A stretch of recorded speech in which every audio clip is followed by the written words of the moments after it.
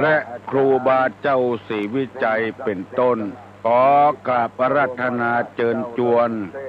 มาปกปักรักษาพ่อแม่พี่น้องท่านสาธุชนลูกเต้าหลานเหลนวงศาคณาญาติทุกท่านให้มีความสุขกายสุขใจนานแสนนานได้เทินวันนี้ได้นำเอารายการธรรมะเพื่อประชาชนมาเสนอให้ท่านสาธุชนคนดีได้รับฟังเช่นเคยก่อนที่จะได้นำรายการนี้มาเสนอท่านผู้ฟังทั้งหลายจะได้นำท่านทั้งหลายไหว้พระเจ้าพระธรรมพระสงฆ์ให้เป็นสิริมงคลกับตัวกับครอบครัวกับพี่น้องเพื่อนบ้านใกล้เฮือนเคียงพร้อมใจกันว่าตามตุลุงเด้ออะระหังสัมมาสัมพุทโธภควาพุทธังภควันตังอภิวาเทมิกราบสวากขาโตภควตาธัมโมธัมมังนัมมัสสามิกราบสุปฏิปันโนภควโตสาวกสังโฆสังฆังนะมามิกราบอันธมยังพุทธัสสะภควโตปุพพาภะคณะมะกะลังกะโลมะเสนะโมตัสสะภะคะวะโตอะระหะโตสัมมาสัมพุทธัสสะนะโมตัสสะภะคะวะโตอะระหะโตสัมมาสัมพุทธัสสะนะโมตัสสะภะคะวะโตอะระหะโตสัมมาสัมพุทธัสสะ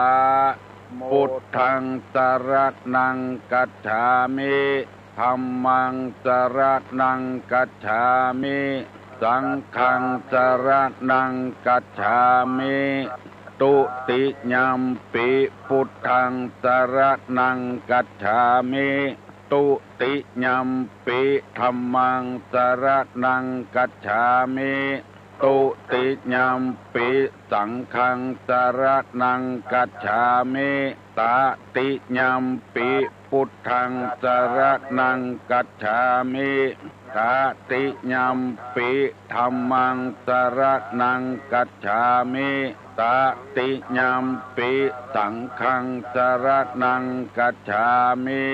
อิติปิโสภะคะวาอะระหังสัมมาสัมพุทโธวิชชาจรณะสัมปันโนสุขโตโลกาวิทูอนุตตโลปุริสาธรรมสารถิสัทธาเทวะมนุษย์สานังพุทโธภควาติสวากขาโตภควตาธัมโมสันติติโกอากาลิโกเอหิปัสสิโกโอปัญญิโกปัจจัตตังเวทิตโพวินโยหิติสุปฏิปันโน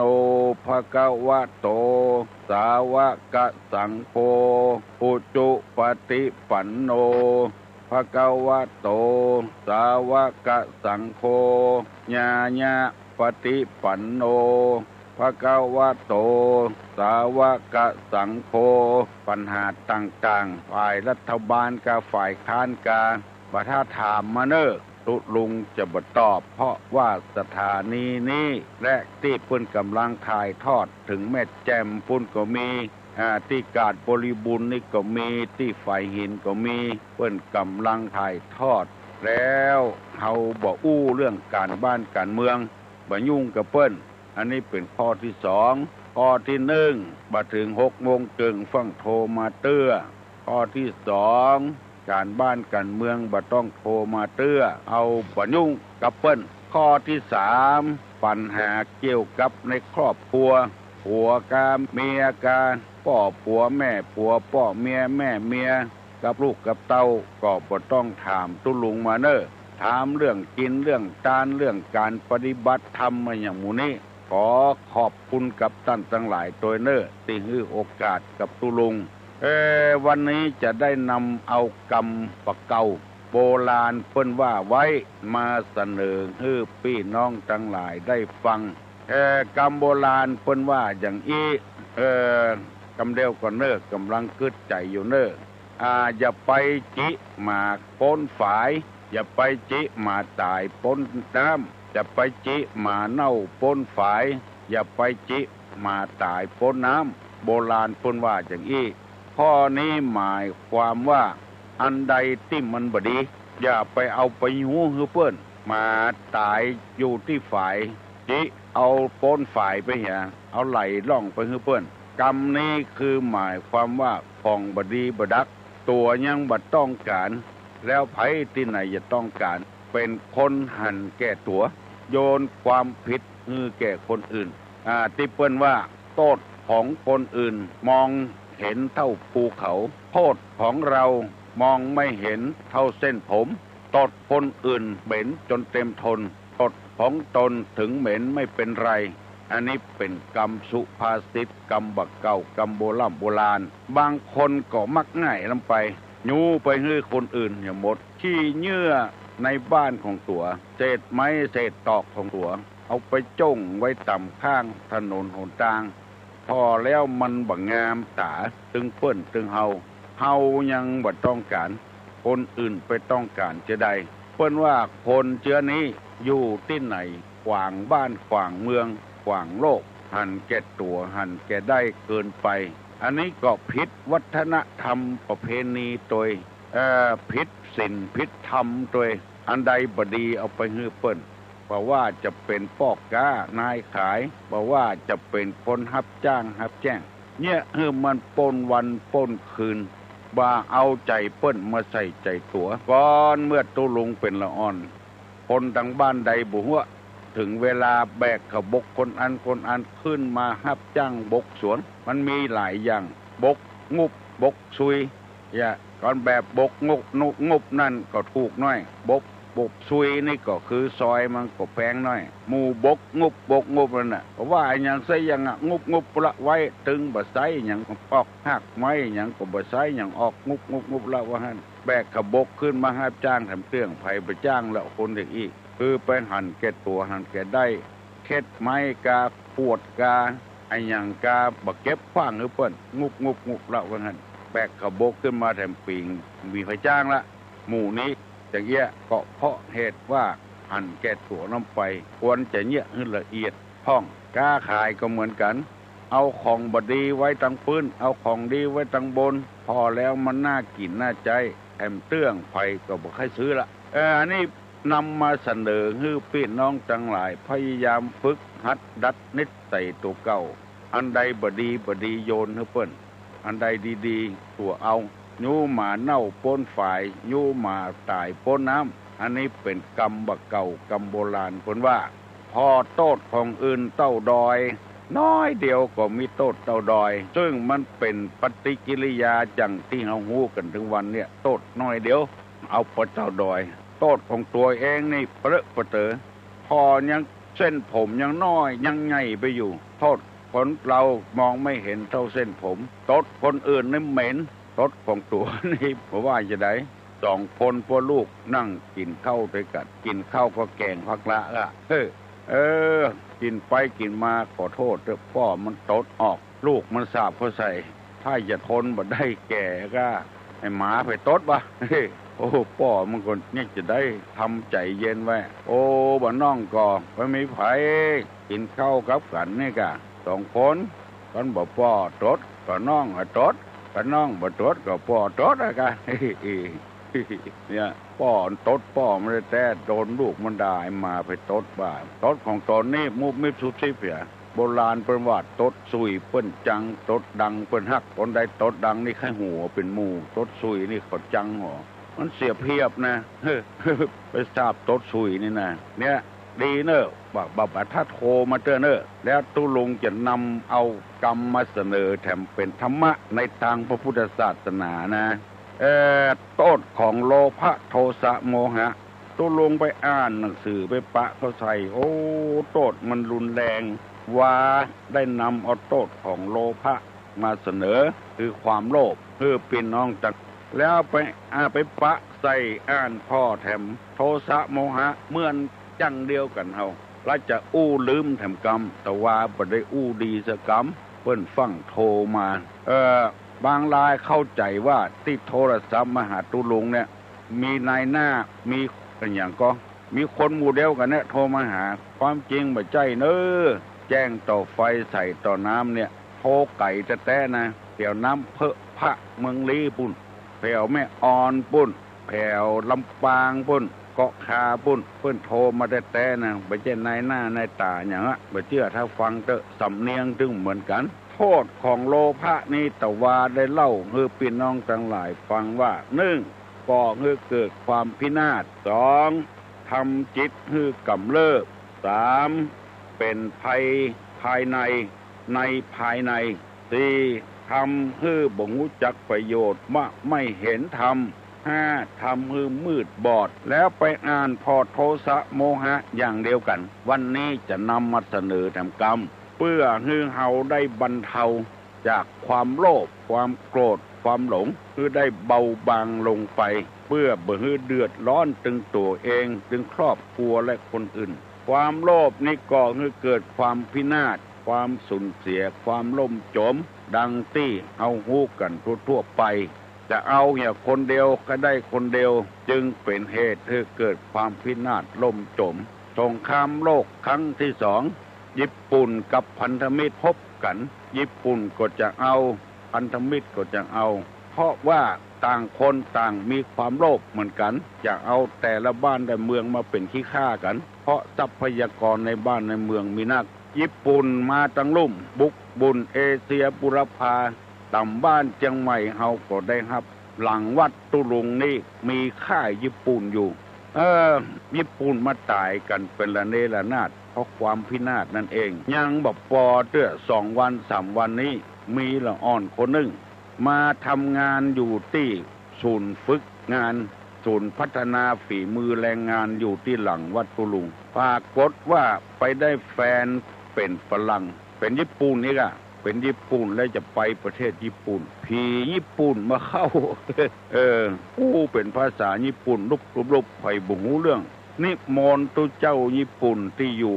โดยอาตมาเนี่ยอยู่ตัวตุลุงเนี่ยไปฮู้เรื่องกันว่าอีน้อยนั้นบ่ฮู้ภาษาญี่ปุ่นนะแต่ว่าผีญี่ปุ่นมาเข้าฮู้เรื่องกันลุบให้ไปเมืองญี่ปุ่นไปบ่ได้อันนี้เป็นความจริงแค่ไหนไผแค่ฮู้ไปถามที่ศูนย์ฝีมือแรงงานเนี่ยอยู่หลังวัดตุลุงเนี่ยความพินาศวันดีคืนดีพันธมิตรเอาปรมาณูมาระเบิดที่ฮิโรชิมาตายไปกำเดียวเป็นหูกี่หมื่นคนพุ่นอันนี้ก็คือความโลภอยากได้บ้านได้เมืองยกเป็นตัวอย่างบ่ต้องจัดนี้จัดหน้าโลภนักลำไปเกาะบ่ได้ก็มีนะเกิดความเดือดร้อนมีวัดหนึ่งตุลุงก็ตุป้อเปิ้นมาบวชแก่เปิ้นมันตินมันมือปลูกหันปลูกนี่ใจใส่ดูแลปลูกต้นบัตตากบคนไทยว่าตะขบคนเมืองเขาว่าต้นบัตตากบเอาไว้ที่หน้ากุฏิวัดนั้นถ้าอยู่ใกล้บ้านใกล้จองก็ วันหนึ่งตุลุงตุป้อได้ยินบนบัตตากบเซี่ยวออกกุฏิมาพอเป็นละอ่อนพื้นกินบัตตากบละอ่อนไม่ยิงซ้ำห้องลงมาอีหนูทำไมซนเดี๋ยวตะขบมันหักแล้วก็ตกลงมาตายหาลงมาแล้วเอาสตางค์ให้ละอ่อน50 บาทละอ่อนไม่ยิงนะเอาไปซื้อกางเกงในมาใส่เสีย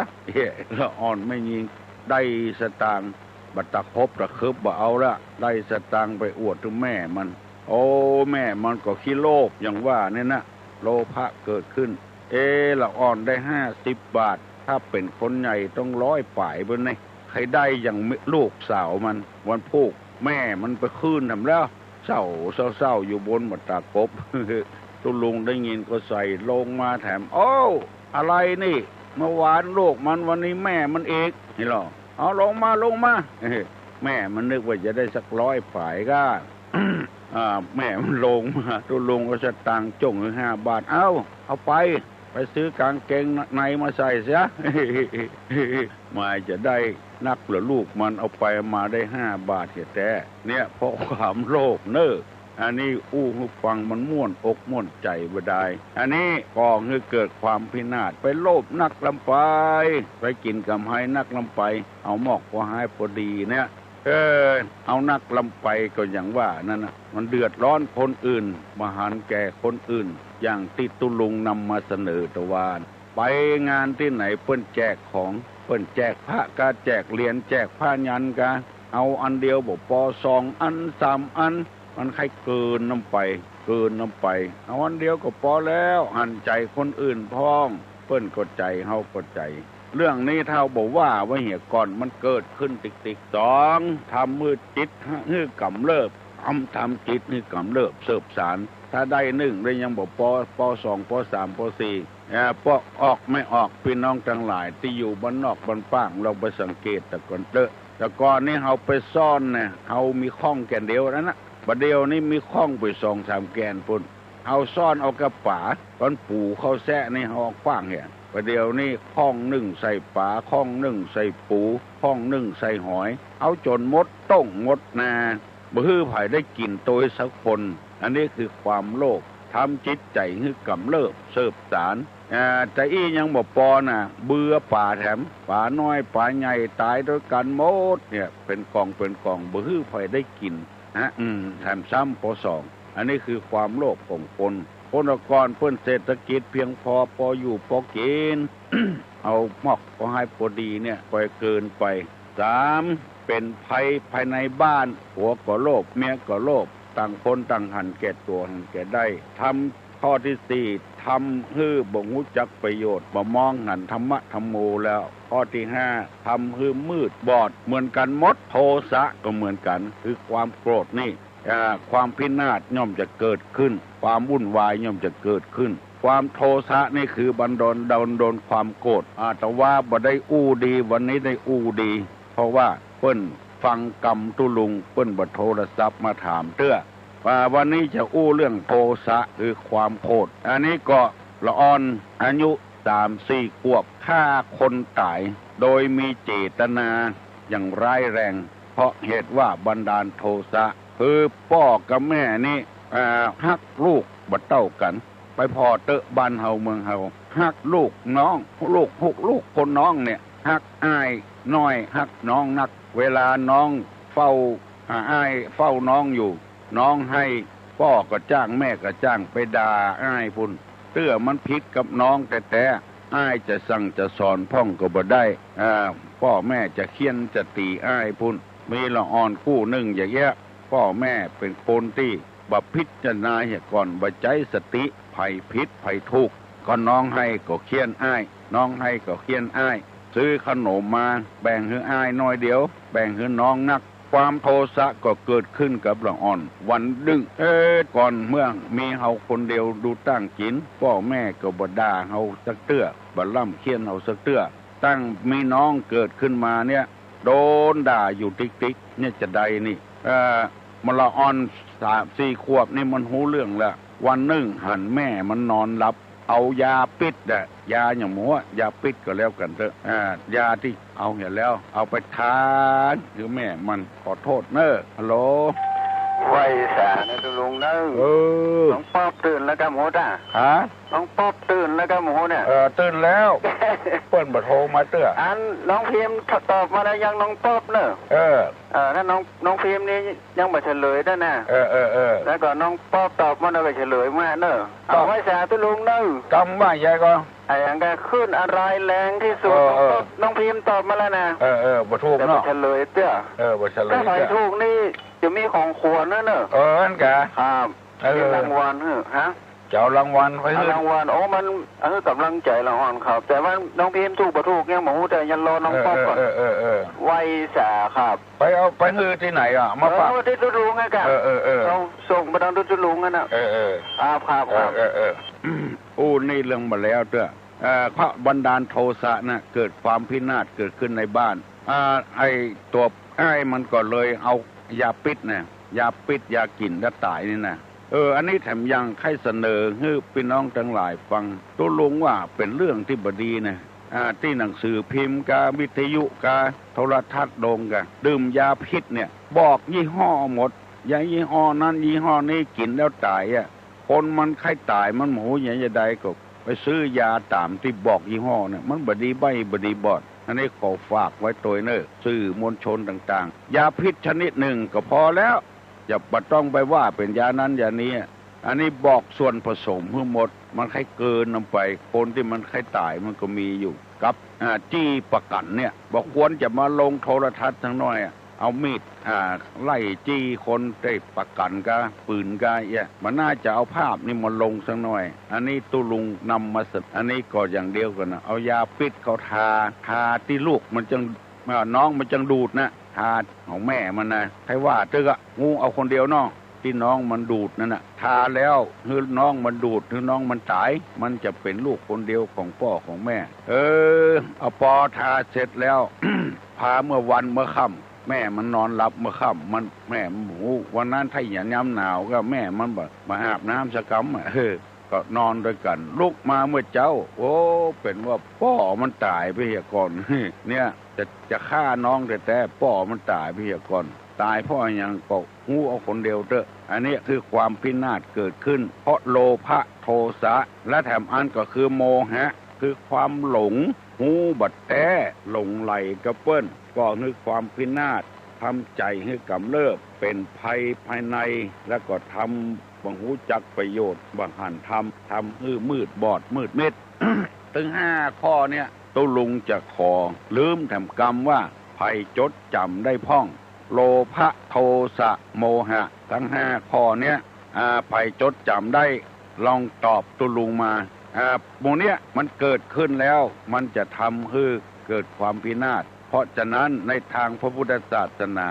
ธรรมะจึงก่อเกิดว่าโลภะก็ดีโทสะก็ดีโมหะก็ดีนี่เป็นกิเลสแปลว่าเครื่องเศร้าหมองทำไปแล้วเศร้าหมองหมดเพราะความโลภความโกรธความหลงอยากให้เป็นใหญ่เป็นโตโลภจะเอาเป็นของเก่าอย่ามดบันดาลความโกรธขึ้นมาในนี้เปิ้นว่าจะเนี่ยจะใดถ้ามันโลภมันโกรธขึ้นมามันหลงขึ้นมาเปิ้นบอกว่าระงับโดยสติกับปัญญาสตินี่ระลึกเกี่ยวก่อนระลึกว่าเหตุผลต้นปลายมันเป็นไปจะใดตื้อเฮาบ่ฮู้สักหน่อยกรรมคนนี่มันแม่ออกไปนักเข้าเปิ้นว่าอย่างนี้กามันไปกินหน่อยไม้มาแล้วเอาปากเจ็ดกับกิ่งไม้บอกเขาว่ากาเจ็ดปากเอาเข้าฟังบัดตันปลากระล่นไปพอว่ากาเจ็ดปากกาตัวเดียวมี7 ปากความจริงเปิ้นว่าเจ็ดปากมันบ่ทอบ7มันก็เป็นว่า7มันก็ว่า7แปลว่า7อย่างมื้อเนี่ยกาเอาปาก7กับกิ่งไม้เปิ้นว่ากา7ปากฟังบัดตันว่ากามี7 ปากล่นไปพอกันเป็นกระต่ายตื่นตุ่มเป็นอะไรอย่างมื้อนี้เป็นต้นได้นำเอาธรรมะเอากรรมบะเก่ามาฝากฝังพี่น้องทั้งหลายเตือนสติกันเน้อ1อย่าไปจิหมาเน่าปนฝายอย่าไปจิหมาตายปนน้ำอันนี้ฝากไว้กับพี่น้องทั้งหลาย2 โทษของความโลภความโกรธความหลงความอิจฉาตาร้อนซึ่งกันและกัน1ทำให้เกิดความพินาศ2ทำจิตใจให้กำเริบ3เป็นภัยในภายใน4ทำให้บูจักประโยชน์5ทำให้มืดบอดไปลงไหลไปอย่างเวลาเนี้ยเรื่องการบ้านการเมืองครอบครัวบ่ถูกกันลูกก็ว่าฝ่ายหนึ่งดีแม่ก็ว่าฝ่ายหนึ่งดีพ่อก็ว่าฝ่ายหนึ่งดีเอาไปเอามาพิษหัวกันเพราะความโมหะคือหลงบ่ฮู้จริงว่าภัยทุกข์ภัยพิษบ่ฮู้เป็นเรื่องของเปิ้นเกาเงามีที่เปิ้นและเฮามาเถียงที่บ้านบัดเดี๋ยวนี้ ตุลุงจะได้ถามแล้วเนอะภัยตอบได้คือตอบตุลุงมาเนอะโทษของโลภะโทสะโมหะ5 ข้อมีอันอย่างพ้องแต่ว่าเพิ่นก็ตอบมา2 คนแล้วตุลุงยังบ่พอใจเพราะมีหลายคนที่ตอบบ่ได้ก็มีต ตอบตุลุงมาเนอะฮัลโหลเจ้านมัสการเจ้าวันเย็นน่ะเจ้าข้อหนึ่งก่อให้เกิดความพินาศเจ้าถูกต้องแล้วข้อสองนี่ทำให้จิตใจกำเริบเกิดเสื่อมเลิกเสื่อมสารเจ้าแล้วก็ข้อสามนี่เป็นภัยภายในบ้านภัยภายในบ้านเจ้าแล้วก็สี่นี่ทำให้มหันต์ประโยชน์เรามาเห็นทำแล้วก็ข้อห้านี่ทำให้มืดบอดถูกต้องเลยเนอะเจ้ายินดีนักเนอะวันนี้ค่อยควายไปนู่นมาได้ยิสกรรมได้ไหว้พระสกรรมเดี๋ยวจะไหว้คนเดียวกันเจ้าไหว้จำได้เนาะเจ้าแต่ว่าอันสำเนียงไปถามหาว่าอันบ้านเย็นไปไหนบ่หันตอบผู้ลุงว่าเฮ้ข้าเจ้าสำเนียงอยู่ป้นอยู่อันนั้นอย่างก็สนามบินข้าเจ้าเพิ่งว่าเสียงม่อนว่ะสุภาพดีเนาะไม่ใช่เจ้าพ่นอันเพราะว่าเดี๋ยวมีคนโทรมานักนะเปิดโอกาสให้คนต่างอื่นพ่องเฮาอยู่ใกล้นี่เจ้าเพิ่นว่าสุภาพไหวสาพ่องนมัสการพ่องเอกอ่ะเจ้ายินดีเนอะเจ้าเจริญพรเอาละเนอะพี่น้องทั้งหลายภัยสงสัยปัญหาไอ้หยังลองถามตุลุงมาเนอะแล้วก็ให้อู้กับตุลุงกดโทรมาได้เนอะ121-058 ฤดูแล้งเข้าถ้ำฤดูน้ำเที่ยวจรเก้าผมเป็นมวยใหญ่อันอย่างยามแล้งได้เข้าถ้ำยามน้ำนี่เกี่ยวจรไปเลยเก้าผมเป็นมวยใหญ่อันอย่างใครได้ตอบมาเนอะยามแล้งนี่อยู่ในถ้ำบุญยามน้ำเที่ยวจรเก้าผมเป็นมวยใหญ่121-058 ฮัลโหลนมัสการเจ้าขอตอบว่าเป็นหอยใช่ไหมหอยเนาะเจ้าเก้าผมยังถูกต้องนะเนอะเจ้าการนมัสการเจ้าที่ไหนลูกหลานตุลุงนะเจ้าลูกหลานตุลุงตังกวดตังดอยว่ะที่แม่ตะวันนะเจ้าแต่เนาะเจ้าได้ยินสำเนียงเจ้าเจริญพรเนอะเป็นหอยใครทำหาจะอู้อย่างกับตุลุงอู้มาเนอะยินดีนายสาวเจ้าตุลุงเจ้าตุลุงเจ้าอันตอนแรกที่ตุลุงบอกว่าจะขอสัญญา3 ข้อนั้นมาได้ยินนะเจ้าสัญญา3 ข้อนั่นกะเจ้าสัญญามันหายเจ้าเจ้าเวลาอู้ก่อน6 โมงเกิงบื้อโทรมาหาเจ้า2อู้เรื่องการบ้านการเมืองเจ้า3ผัวพิษเมียพิษผัวจังแม่ผัวจังแม่เมียอย่างหมูเนี่ยเรื่องการบ้านการจองเนาะมันบ่เจอเรื่องส่วนรวมมาถามตุลุงบ่ตอบไม่ได้เนาะสัญญา3 ข้อบ่ได้สัญญาที่นี่มันหายเจ้าไปที่ไหนหันไก่ก็ได้รอนะเจ้าได้รอปุ่นที่ว่านั่นเนาะวัดหม่อนห้วยแก้วนะเจ้า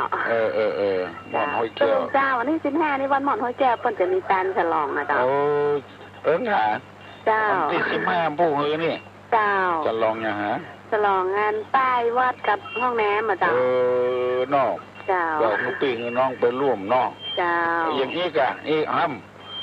สัญญาอย่างนี้บอกมีสัญญาบอกบุญเนาะวันที่15เนอะวัดหม่อนห้วยแก้วเนาะเปิดทำบุญยินดีเนอะเจ้ามาสการเจ้าเจริญพรบุญรักษาเนอะไปจะโทรอย่างโทรมาแถมเนอะเรื่องการเรื่องบุญเรื่องการเนี่ยไปจะโทรอย่างเอาบอกมาฮัลโหลอันนี้มาสการเจ้าไต่พงนี่มาจากสันทรายเจ้าสันทรายเจ้าจะขอถามตุลุงว่าที่เปิ้นบวชเนนเนี่ยเปิ้นเอาอย่างพระอุ้มพ่องก็ว่าเอาดีพ่องก็ว่าบัดดีมันเป็นอย่างไรเจ้าพระอุ้มนี่นะมันเจนพ่อเจนแม่เฮาแล้วเนอะเจ้าแต่ก่อนเปิ้นบ่มีบัตร มันมีกัดอย่างเดียวเจ้าเปิ้นผ้าไปบอกบุญตามบ้านตามจองให้ฮู้ว่าจะบวชลูกบวชเต้าเจ้าประเดี๋ยวนี้มีถึง2อย่างเนอะเจ้าถ้ารักษาวัฒนธรรมประเพณีก็ดิ้งเจ้าถ้าเอาบ่มีเวลาจะไปก็ดิ้งเอาปัดไปเจิญเปิ้นแต่ก่อนมันบ่มีบัตรยังบ่เดียวเจ้าเปิ้นผ้าไปตามบ้านตามจองจะบวชลูกบวชเต้าเน้อพี่น้องได้มาร่วมกินร่วมทานเจ้าเนี่ยกะคนทั้งเหนือเฮาฮักกันแปลงกันเป็นอย่างอี้ลูกเวลามีกินมีทานบอกบุญด้วยกันนะเจ้าพอคนทั้งใต้เพิ่นมาอยู่บ้านเฮานะเจ้าอยู่แม่อันน่ะหมูจักเจ้าหน้าซื่อตาซื่อเนี่ยเพราะว่ากินทานมาบอกบุญด้วยกันเจ้าน้องสังเกตถ้าจะมีมาเอาก็ได้กับเจ้าถ้าเฮามีกัดมีบัตรบ่เอาก็ได้เจ้าถึง2อย่างเจ้าขอบคุณเจ้าเจริญพรเนอะเจ้าเจริญพรบุญรักษาเนอะ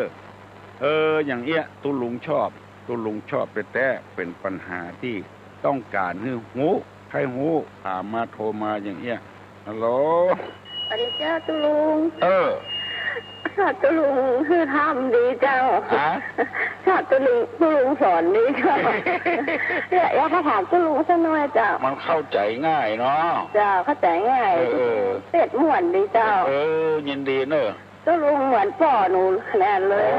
อายุยืนทำเป็น10 ปีพ่อหนูเสียไปแล้วหนูฟังหนูร้องไห้เหมือนกับเหมือนพ่อหนูขนาดนั้นแต่หนูอยากถามตุลุงหน่อยเจ้าได้กันว่าเวลาไหว้พระแล้วหนูพูดเตือนให้จุดธูปเนาะแล้วบางวันไม่ได้จุดนี่พระก็จะงูกว่าจะฟังตรงนี้อยู่เนาะตุลุงเนาะมันนี่นะเจ้าตอนนี้อย่าอธิบายเนอะจ้าขอบคุณเจ้าตุลุงว่าเจ้าวันดีปูจาเนี่ยมันมีอยู่2อย่าง1อมิตรปูจาโดยสิ่งของ2ปฏิปูจาโดยการปฏิบัติตามการจุดธูปจุดเทียนก็ดีการไหว้พระก็ดี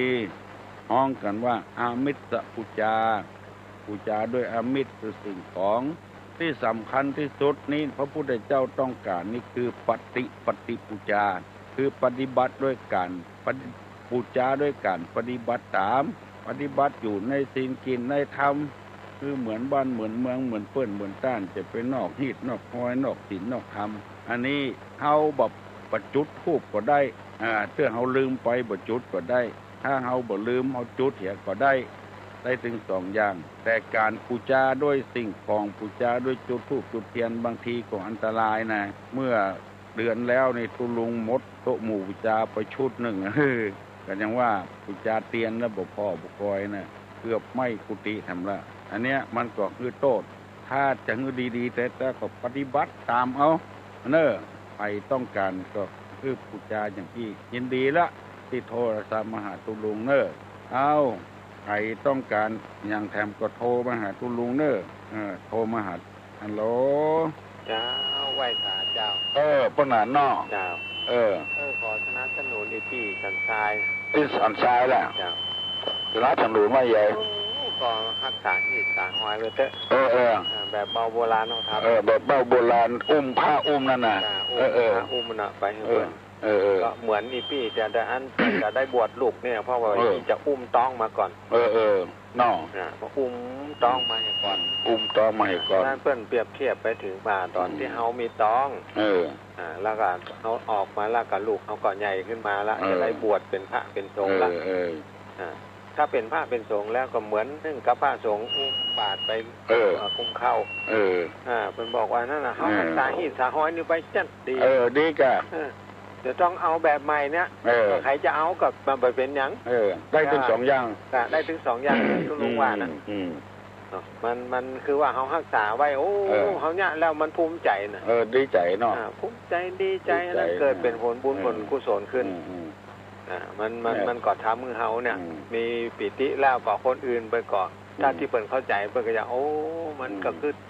เนี่ยแบบเก่าแบบหลังนี่แต่เนาะเนี่ยคนเปิ่นก็จะสรรเสริญเยินยอขึ้นมา นั่นมันเป็นสิ่งดีๆนั่นนะไอ้พี่นี่ขึ้นได้จะดีขึ้นได้จะดีเนาะมันมาจากทั้งพุ่นน่ะทั้งเชียงตุงพุ่นน่ะทั้งตุงพุ่นมีอยู่พระอุ้มเดียวนะแล้วเปื่อแผ่มาทางบ้านเฮาเดียวนั่นแหละก็มีกันนั่นเนี่ย8 จังหวัดภาคเหนือเนี่ยพระอุ้มเนี่ยนะมีกินมีตาลบอกกันพอหลวงพ่อรามก็เอ๊ะมีหัววัดก็มีจากทางเหนือเนี่ยเจ้าเนี่ยไปหันแล้วมันเปิ้งเปิ้งใจนะต้องอยู่ที่ไหนมันเป็นพี่เป็นน้องกันได้อย่างคนตั้งใจขึ้นมาอยู่บ้านเฮาปิดประตูบ้านฮะว่าอย่างก็ไผสักคนใครไปถามมาหมูอะไรทำไมล่ะอะไรทำไมหมดเกืออยู่ไป20 ปีหมูจะไผสักคนของเฮานี่มันเป็นพี่เป็นน้องหมดอ่ะลองไปถามโลกคนอยู่ห่างบ้านเมื่อเขาถามหัวบ้านมันยังพูดที่หมดอ่ะพูดที่หมดอ่ะลูกไผ่ลานไผ่ของหมดอ่ะเนาะเพราะว่ากินห่วมกันตานห่วมกันพระอุ้มอย่างที่เขาว่าเนี่ยเนาะดีแต่นะพุ่นน่ะแล้วอันละกะไอ้แม่ถามมาประเดี๋ยวนี่ก็ว่าอันไหว้พระอันนั้นมันเล่นกับฟืนกับไฟตัวหรอแม่เนาะโอ้ปฏิบัตินั้นจัดดีแล้วอย่างที่ลุงบอกไปเนี่ยเขาถูกต้องแต่ส่วนมากผมบางครั้งนี่ถ้าหากเป็นมาค่ำเป็นอย่างนี้บาจุดถูกรถลุงแม่เนาะเขาก็ปฏิบัติเอาโอ้ประเดี๋ยวเพิ่นมีนั่นเนี่ยปัญหาเนี่ยไฟฟ้าน่ะจัดดีอ่ะกดสวิตช์ปุ๊บได้ตึงถูกตึงเทียนอ่ะปลอดภัยเนาะน่าปลอดภัยแล้วก็สวิตช์นั่นน่ะกดสวิตช์แกนั่นน่ะมันถึงเอาปฏิบัติท่านเถอะปฏิบัติเนี่ยดีที่สุดมันมีอยู่ก่อนนี่พระฤาษีชีไว้เป็นอยู่ในป่าในดงมันเนาะแม่เนาะบ่มีอย่างนะมีฟื้นมีไฟอย่างเนาะมีฟื้นมีไฟอย่างโอ้ตุลุงจริงเมินกับอย่างนี้แต่ก่อนนี่ตุลุงก็ก็กลัวบ่ใครมีคนคนถามผมกลัวมีคนฟังแต่ที่จริงเพื่อนฟังหนึ่งแล้วเพื่อนก่อนตอนนั้นเพื่อนก็บักกล้าโทรมาหาแต่เดี๋ยวนี้นี่โอ้เขาเปิดเพื่อนละกับนี่เขาก็ได้เปิดต่างกว้างพอตั้งไกลขึ้นไปแถมโอ้แต่ละคนก็ดีอกดีใจขึ้นมาก็ตุลุงอนุญาตคือโทรมาหาแต่จริงเนี่ยอยากใครคือโทรมาตอนเนี้ยตอนที่ว่า6 โมงครึ่งแล้วเนี่ยเนาะโอ้เนี่ยมันเหมาะแต่ว่าถ้าโทรมาตุลุงก็โอ๊ตมาได้อยู่เลยกันโอ๊ตมาได้แต่มันมีแถมอย่างหนึ่งแต่ว่านี้ไปงานผู้สูงอายุที่ไหนได้ออกมาสถานีวิทยุพุทธศาสนาธรรมนัดพี่น้องไว้ว่าจะเอาเรื่องนั้นครูบาเจ้าศรีวิจัยมาอู้คือฟังเนาะที่สมัยแก่ไขฮู้ก็เลยมาได้อู้สักคำได้ออกมานั่นเราไปพูดเปิ้นก็มีคนถามหลายคน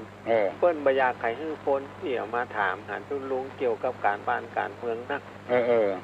บอกว่าโอ้ตุลุงเปิ้นสอนธรรมะธรรมโมเอาการบ้านไปถามเปิ้นก็จะได้อธิบายแต่มันก็รู้ฟังแล้วบ่ม่วนใจปานนั้นนี่หรอกขออันช่วยอันบอกให้ตุลุงน้อยขอห้ามเขาเนี่ยแม่นน่ะบ่ให้ตุลุงได้ว่าการบ้านการเมืองเฮาบ่อู้เตยก็บ่ดีเนาะเฮาบ่อู้เตยก็บ่ดีจัดก้อนสิ้นเปลียงกันบ่ดีอันนี้ก็เลยขอบอกไปตั้งสถาเฮาเนาะบ่ให้อู้ละการบ้านการเมืองกับทุกเจ้าอ่ะถ้าจะอู้จะถามเขาว่าเปิ้นก็เป็นคนดีแล้วเมื่อเปิ้นเป็นคนดีก็เอาเฮาว่าคนเดียวแม่นเนาะเอาเขาว่าเดียวเขาจะเอาเปิ้นเขาก็เอาเฮาบ่เอาก็เรื่องของเขานั่นน่ะมันต้องมาถามทุกเจ้าแถมละทุกเจ้าดึงอาจจะได้วันนี้ก็เป็นวันดีมันพูดกับวันดีหมดละทุกเจ้ามันเป็นคนกลางนั่นน่ะบิณฑบาตได้ถึงคนน่ะถึงสัตว์รูถึงมิตรได้หมดได้หมดเจ้าก็เดี๋ยวละอ่อนเขาถามเนาะบุญรักษาใบสาจ้าบุญรักษาเนอะเจริญพรอู้กับปนานก็จัดเมินเฮ้ยไปฮัลโหลว่าสาเขาตุลุงครับตอนผมแค่ถามมาที่หน่วยครับที่กรมโบราณที่เป็นว่าถามมาเด้อกินนอกต้องไปก้อยกินน้อยๆกินต้องหัวมือด้วยความหมายดีนะครับโอ้ยินดีเนอะเอาหลังไม้เนาะโอ้ได้วิทยุเนาะครับอู้นะวิทยุครับครับไว้แฉครับเตี้ยครับเจริญพรลีมั้งกะโอ้จากเมืองลีปุ่นก่อนจัดไก่เฮ้ยให้กินนักกินเต้าไปก้อยใครกินน้อยกินเต้าหัวไม่มือเปิ้นว่ากินไปก้อยในกินเตือน้อย เอากำไรน้อยๆแล้วก็หันอกหันใจคนซื้อกินซื้อใจพ้องกินเท่าน้อยแล้วก็ได้กินนักกินเมินกินเต้าหัวไม่มือนี่มันกินเตื้อเดียวสมมติว่าเขาซื้อมา100เอากำไร50 บาทอย่างเงี้ยมันเกินน้ำไปเอาหมอกเตา30นาฬิกาเอาหมอก10 บาทนาฬิกาก็ยังแฟนไว้อันเนี้ยกินนักคือกินเท่าฝ่ายก้อยกินเท่าน้อยแม่นเอาสอยเอากินเต้าหัวไม่มืออย่างพักเลือดเนี่ยเอามาเห็ดกำเดียวไม่ได้กินละต่อไปก็ไม่ได้กินละว่ามันจะออกจริงออกผลมาถ้าใครมือดีแต่ก็ลิดเอาเท่าน้อยเอาอย่างแถมหน้ากากหน้ากากมันจะได้กลิ่นเมินยืมเงินเพื่อนเนี่ยแล้วก็เอาไปใช้เพื่อนเนี่ยเพื่อนเอาดอกเบี้ยก็คือเพื่อนเนี่ยอันนี้ห้องเพื่อนมาตึงดอกตึงเบี้ยตึงต้นตึงปลายปรับทรงคือเพื่อนอย่างเสียอย่างเนี่ยกินต้องหูไม่มือกินกำเดียวแล้วเงินกับเป็นซื้อคือคนบดถูกบดลงกันมีการมีงานอย่างกับไปมาหาสู่กันแล้วอย่างโมเนี้ยเอานักหนาประปันมีเจ้านักลามไปเผียวัดเผียวาบุญเนอ ไปขอเมตตาปาลมกับศรัทธาเอานักลงไปเบาเจ้าน้อยศรัทธาเพิ่นก็บ่ชอบใจบ่ชอบที่หน้าก็เลยมาใกล้มาไก่ถึงซ้ำก็มีกินนักคือกินเต้าปลายก้อยกินน้อยกินเต้าไม่มืออันนี้ขอฝากฝังพี่น้องทั้งหลายไว้อย่าไปเอานักเกินไปอย่างคนเล่าให้ฟังเปล่าไปแอวหาสาวไปปะใส่ปีคนครัวอะไรคนครัวจากถ้ำนี่ไปทำคุณกดจ้างให้ออกช่วยคนครัวก็มองหั่นครัวเป็นนักนะเนาะคนเข้าเพิ่นเอาคำขึ้นน้อยพอเอาแถมอันเดียวผีโมดตาเขาใส่ โมดตาเขาใส่เป็นผีหลอกโอ้นี่ไปเจ้าโคนนู่นนี่ช่วยใบช่วยบอดไปเจ้าโคนเป็นผีนี่เฉาะโล่นเนี่ยมดไปได้อย่างสักอย่างอันเนี้ยกินน้อยกินเต้าหัวมือหมายจะเอากำเดียวอันของเพื่อนนักอย่างที่เพื่อนลักเพชรซาอุนั่นน่ะพอกกระถูกยังบอกพอเพื่อนยืดเอาเพชรขึ้นไปเหี่ยวโปรเตียงกินเต้าหัวมือดูนั่นมีทำอยู่เนอะใครโทรอย่างก็โทรมาหาตุลุงเนอะโทรมาเตอะกำเดียวก็จะย่างละ7 โมงแล้วฮัลโหลเจ้าไม่จ่ายเจ้าตุลุงเจ้าน้องพิสมัยเจ้าบ้านดอนจันเจ้าหรือว่าเรียกเสียงมันปีจะได้พบเราวิทยุมาแล้วนะเสียงน้องขึ้นจมูกได้น้องเป็นวัดวันนี้น้องเป็นวัดเจ้าวันนี้มีคำโบราณที่ตุลุงเคยเสนอมาแล้วต้องเอามาแต่งเป็นกลอนนิด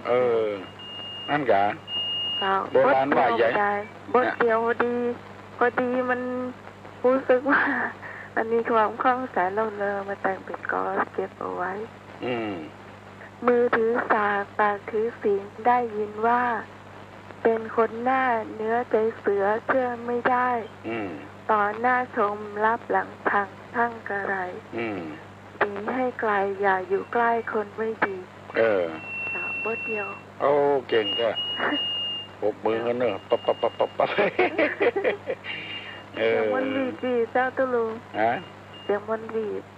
ทั้งที่ไม่ได้ฟังทางวิทยุเลยนะหน้าเนื้อใจเสือเนาะมือถือสากปากถือศีลปากเป็นธรรมใจดำอย่างเหมือนหม้ออันเดียวกันหมดเนาะก็ตามกรรมตุลุงมาแล้วเก็บเอาไว้ดีเลยจำง่ายๆด้วย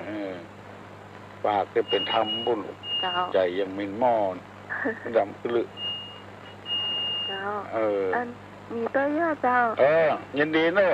ผู้นักษาเนอะดีเจ้าสนใจธรรมะธรรมโมนักมันตึงแบบเป็นอย่างเสียหายยินดีกับบุคคลเอามาทำแล้วดีครับโอ้ดองอามครับตอบขึ้นนักเหรอใช่เขาโทรมาหาตุลุงว่าได้อันเหรออันอย่างก็ขึ้นไอ้อย่างแห้งกับเพื่อนถามเพื่อนซึนามิครับน่ากาน้องพิมพ์กดตอบว่าขึ้นซึนามิแล้วเจ้าของปัญหาเพื่อนบ้าน จะเปิ้นบ่เต็มใจเด้อเปิ้นอย่างให้รางวัลบ่ใจเด้อว่าเปิ้นอย่างหัวน้อครับโทรมาโอ้กับตัวบ่ได้กะครับว่าหายไปไหนฟังอยู่ทั้งวันเนาะครับต้องฟังอยู่ทั้งวันไม่ได้โทรไปสักคำวันนี้ตันได้ไหว้พระด้วยเหรอไม่ได้ไหว้ลูกไหวไหมอย่างครับเป็นอย่างอ่ะครับไหว้ในใจเอาก็ได้ครับต้องเอาข้อสอบมาทำที่ว่าผู้สั่งเป็นปึกทำเด็กไปหน่อยโอ้เลยรับลูกไหวครับวันนี้ไปโรงเรียนอยู่นอกครับครับเอาข้อสอบมาทำครับยินดีนะลูกแม่ครับปัญญาปัญสูงลูกครับมีสติปัญญาเฉลียวฉลาดนี่ได้เป็นเจ้าคนนายคนเวลายังแถมน้อยเดียวตั้งบ้านห้องตั้งสัมปตองเอาไก่พวกเนิร์ดตั้งลำปางก็บ่ได้ยินเนอะคนนี้นะฮัลโหลสวัสดีราชการเจ้าเจ้าก็ถามนะถ้าเราทำวัดที่บ้านนี่มันเป็นอย่างเนาะโอ้ไม่เป็นอย่างวันศีลเจ้าก็ทำถึงวันนั่นน่ะวันแรงนะวันธรรมดาเนาะเจ้าถ้าเกิดจุดทูบจุดเทียนนี่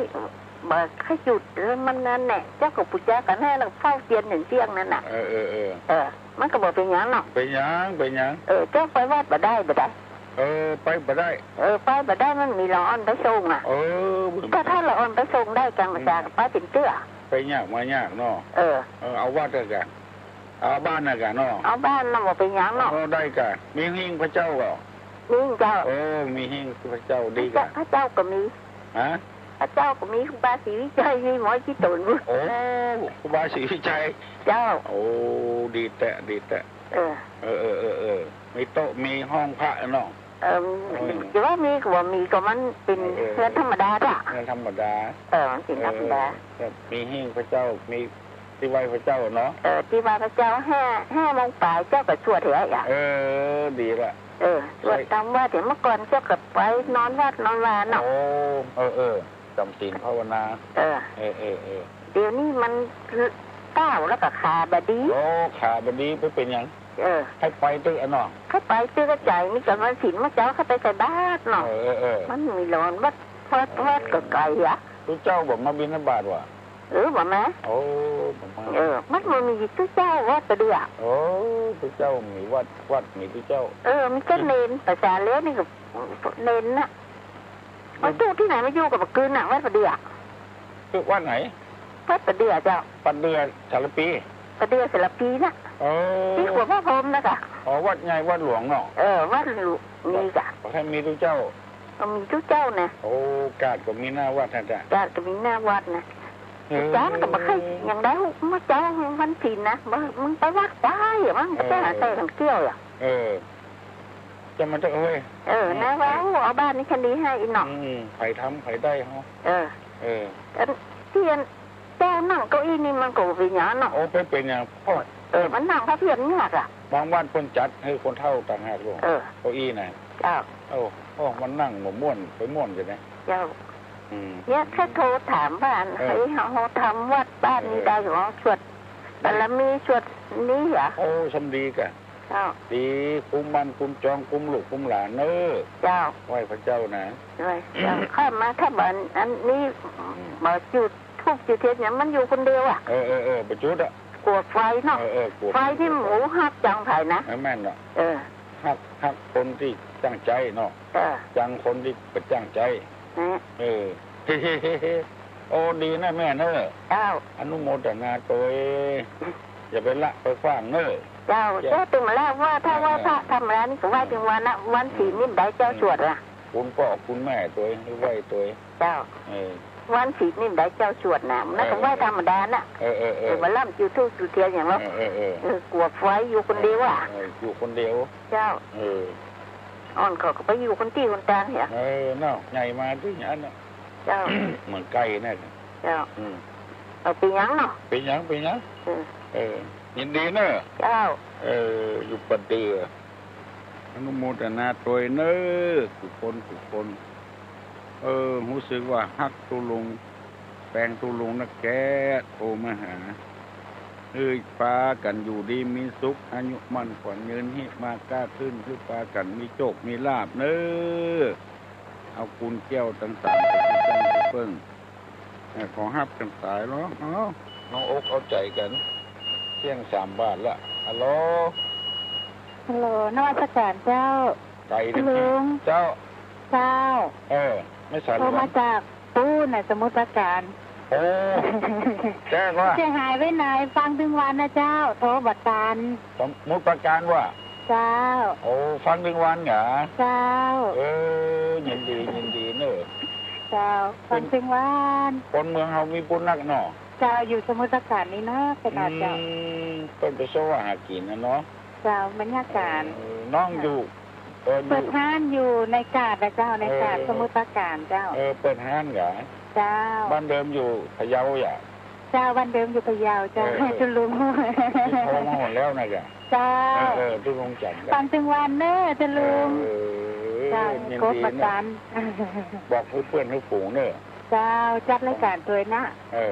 จัดรายการตัวเจ้าวิทยุชุมชนชุมชนเราเจ้าดีจ้ะเจ้าจัดเพลงเหนือนี่แหละเจ้าเจ้าสาระตั้งเหนือของเฮานี่แหละปะฮับเอาวันตุลุงออกพ่อว่ะเจ้าฮับเอาไปไหวอ่ะ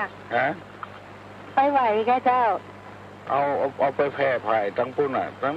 เป็นฮับเจ้าเส้นก็นี้ก็จะจดแต่ปัญหาของตุลุงง่ายทางคุณเจ้าอ่ะเจ้า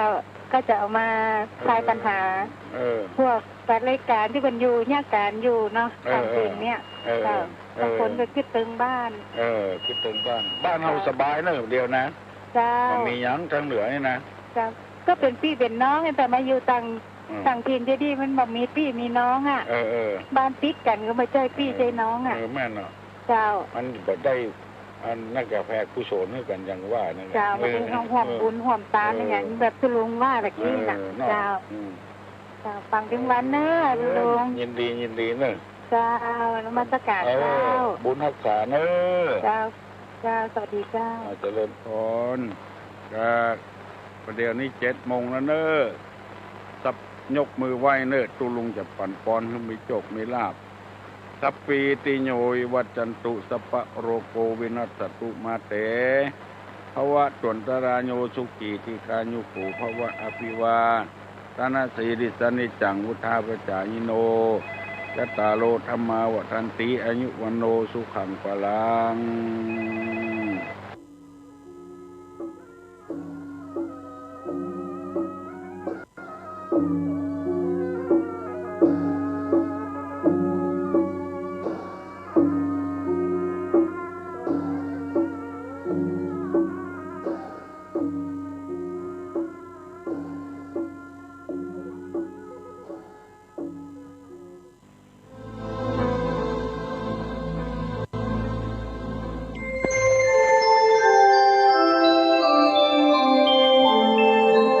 ขณะนี้ท่านกำลังฟังสถานีวิทยุกระจายเสียงพระพุทธศาสนา FM 104.5 เมกะเฮิรตซ์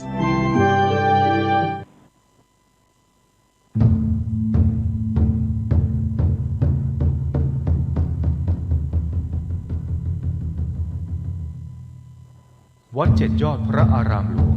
ขอเชิญร่วมบุญใหญ่ครั้งประวัติศาสตร์กับการบูรณะโบราณสถานที่มีอายุเก่าแก่กว่า500 ปีเป็นวัดที่พระเจ้าติโลกราชกษัตริย์ล้านนาแห่งราชวงศ์มังรายทรงสร้างขึ้นและยังเป็นสถานที่สำคัญในการทำสังคายนาพระไตรปิฎกครั้งที่8ของโลกซึ่งการบูรณะในครั้งนี้วัด7 ยอดพระอารามหลวง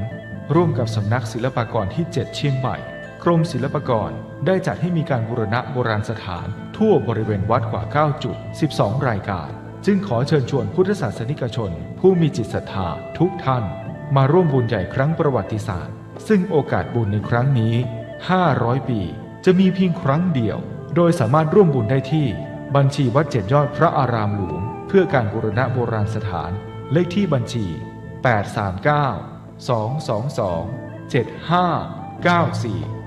839 222-7594 ธนาคารไทยพาณิชย์สาขานิมมานเหมินหรือติดต่อสอบถามเพิ่มเติมได้ที่ Facebook วัด7 ยอดพระอารามหลวงโทร 089-261-3849 และ 0878630155นมัสการเจ้าค่ะวิกฤตโควิด -19 จะมีหลักธรรมใดช่วยได้บ้างไหมเจ้าคะเจริญพรสมัยพุทธกาลเกิดเหตุโรคระบาดในเมืองไวสาลีพระพุทธเจ้าให้คณะสงฆ์สวดพระพุทธมนต์เพื่อความเป็นสิริมงคลของบ้านเมืองและให้ประชาชนมีสติเกิดปัญญารอดพ้นจากภัยพิบัติได้สถานการณ์นี้ทุกคนตระหนักแต่อย่าตื่นตระหนกคนไทยต้องมีสติเพื่อฝ่าวิกฤตโควิด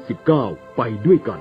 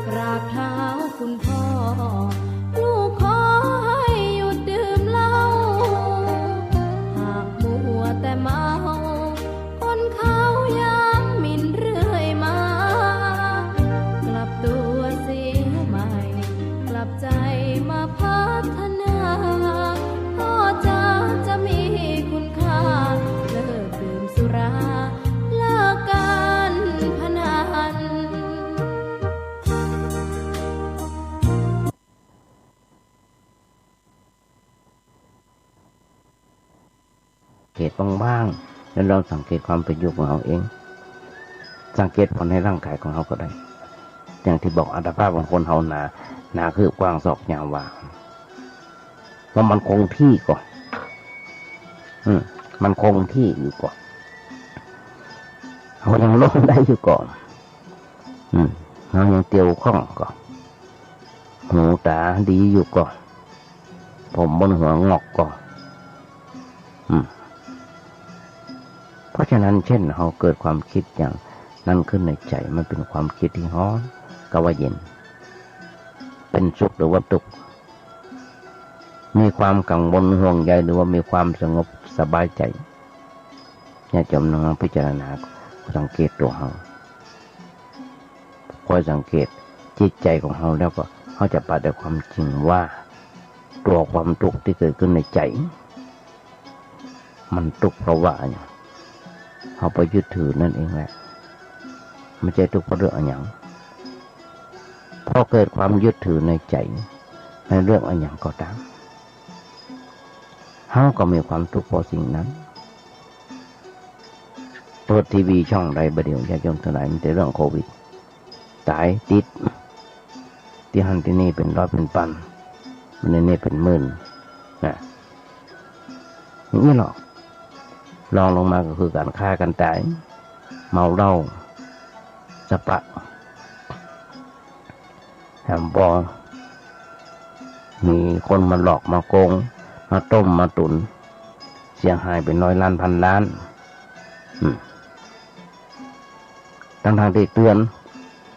ธรรมะก็เตือนรัฐบาลก็เตือนไอ้เรื่องช่อโกงหรือว่าอย่างนั้นยังปัญหาต่างๆยังแชร์ลูกโซ่อย่างนั้นญาติโยมทั้งหลายยังบ่มีหน่วยงานมีกฎหมายมารองรับด้วยนะยังมีเจ้าภาพจากจัดการจังเลยแต่ละหน่วยงานจ้องกันไปก็จ้องกันมาจ้องไปอย่างเพื่อมายังรับผิดชอบแม่จำไม่อยู่ในคุกอยู่เลยถ้าจำผิดเนี่ยออกมาได้เลยนั่นระดับเป็นหมื่นล้านแสนล้านนั่นประเดี๋ยวเป็นพันล้าน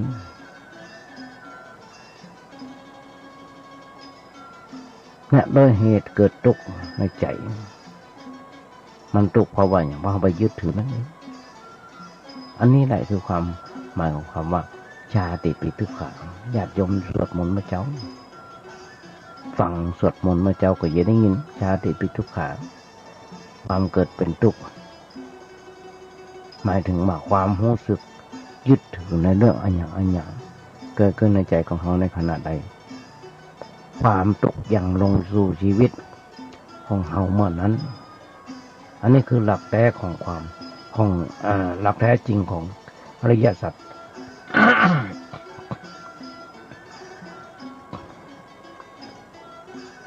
เรื่องพี่น้องศรัทธาของวัดป่าแดงมหาวิหารทุกหลังคาเรือนญาติธรรมทางใกล้ทางไกลก็สามารถร่วมบุญในการปฏิสังขรณ์บันไดหน้าของวัดป่าแดงมหาวิหารตำบลสุเทพอำเภอเมืองเชียงใหม่จังหวัดเชียงใหม่ปัจจุบันก็มีอาจารย์ประภูโคสิทธิปริยัตยาภรณ์เป็นเจ้าวาดวัดป่าแดงมหาวิหารเป็นเจ้าคณะตำบลสุเทพเขต 1พร้อมด้วยศรัทธาของวัดป่าแดงทุกหลังคาเรือนก็พร้อมใจกันบูรณะปฏิสังขรณ์บันไดนาคซึ่งเป็นบันไดประวัติศาสตร์ของวัดป่าแดงมายาวนานสอบถามรายละเอียดร่วมทำบุญได้ที่อาจารย์พระครูโคสิทธิปริยัตยาภรณ์0818815690ข่าวสารเพื่อการประชาสัมพันธ์ขอเชิญชวนศรัทธาสาธุชนผู้ใจบุญใจกุศลร่วมทำบุญเป็นเจ้าภาพสร้างกำแพงแก้วของวัดหนองอุโบสถตำบลป่าไผ่อำเภอสันทรายจังหวัดเชียงใหม่ปัจจุบันก็มีพระอธิการสิงห์คำอภินันโทเป็นเจ้าอาวาสวัดหนองอุโบสถพร้อมคณะศรัทธาสาธุชนทั้งหลายทางใกล้ทางไกลร่วมบุญสร้างกำแพงแก้วของวัดหนองอุโบสถทางด้านทิศตะวันตกร่วมเป็นเจ้าภาพสอบถามรายละเอียดร่วมบุญได้ที่พระอธิการสิงห์คำอภินันโทเจ้าวาดวัดหนองอุโบสถ0895528828ในทุกวันแจ้งข่าวสารเพื่อการประชาสัมพันธ์โครงการต่อเนื่องการก่อสร้างที่พักกายโรงพยาบาลทางเลือกเนื้อที่10 ไร่ที่พักใจสถานที่ปฏิบัติธรรมศึกษาธรรม3 ไร่ใช้กองทุนจากศรัทธาผู้ใจบุญใจกุศลทั้งทางใกล้ทางไกลต่อเนื่องจนกว่าจะแล้วเสร็จท่านที่จะร่วมบุญร่วมกุศลสอบถามรายละเอียดเพิ่มเติมและร่วมทำบุญได้ที่หลวงพ่อพระครูอาทรวิสุทธิคุณ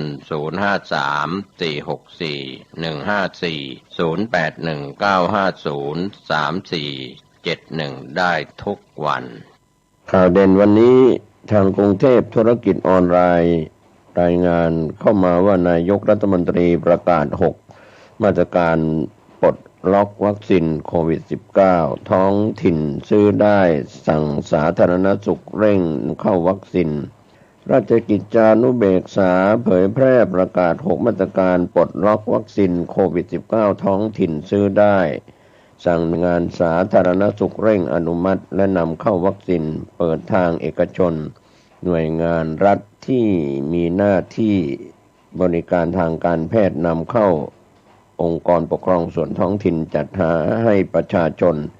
ได้มอบให้ผู้ว่าราชการจังหวัดกำกับดูแลให้เกิดความเป็นธรรมทีมข่าวได้รายงานจาก ส่วนของเว็บไซต์ราชกิจจานุเบกษาเผยแพร่ประกาศศูนย์บริหารสถานการณ์การแพร่ระบาดของโรคติดเชื้อไวรัสโคโรนา 2019 โควิด -19 เรื่องแนวทางการบริหารจัดการวัคซีนป้องกันโรคโควิด -19 โดยได้กำหนดแนวทางการบริหารจัดการวัคซีนโควิด -19 ดังนี้ 1. ให้มีการจัดหาวัคซีนป้องกันโรคโควิด -19 ที่มีคุณภาพและมีจำนวนเพียงพอแก่ประชาชนโดยอย่างน้อยให้ครอบคลุม70%ของจำนวนประชากรไม่น้อยกว่าจำนวนประชากร50 ล้านคน 2. ให้สำนักงานคณะกรรมการอาหารและยาประสานงานส่งเสริมและสนับสนุนผู้ผลิตวัคซีนป้องกันโรคโควิด -19 ในการดำเนินการขึ้นทะเบียนวัคซีนให้เป็นไปอย่างคล่องตัวและมีประสิทธิภาพ 3. ให้กรมควบคุมโรคองค์การเภสัชกรรมสถาบันวัคซีนแห่งชาติสภากาชาดไทยราชวิทยาลัยจุฬาภรณ์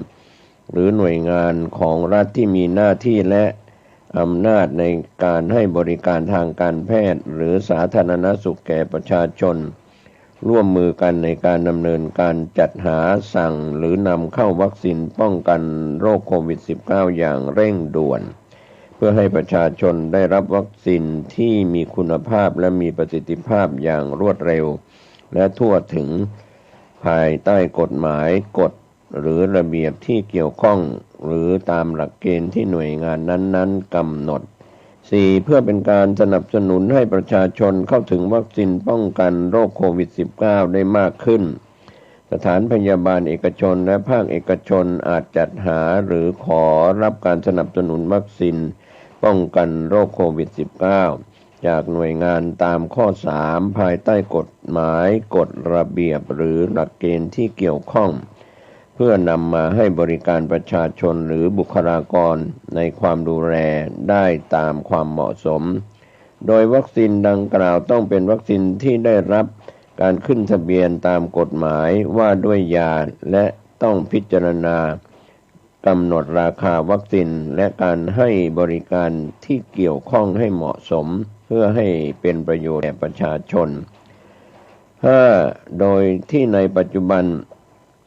วัคซีนป้องกันโรคโควิด -19 ที่ผลิตหรือนำเข้ามาในราชอาณาจักรยังมีจำนวนจำกัดหากองค์กรปกครองส่วนท้องถิ่นจะจัดหาวัคซีนป้องกันโรคโควิด -19 มาให้บริการแก่ประชาชนในพื้นที่ให้จัดหาจากหน่วยงานตามข้อ 3 และต้องดำเนินการให้เป็นไปตามกฎหมายกฎหรือระเบียบที่เกี่ยวข้องรวมถึงหลักเกณฑ์หรือแผนการใช้จ่ายงบประมาณขององค์กรปกครองส่วนท้องถิ่น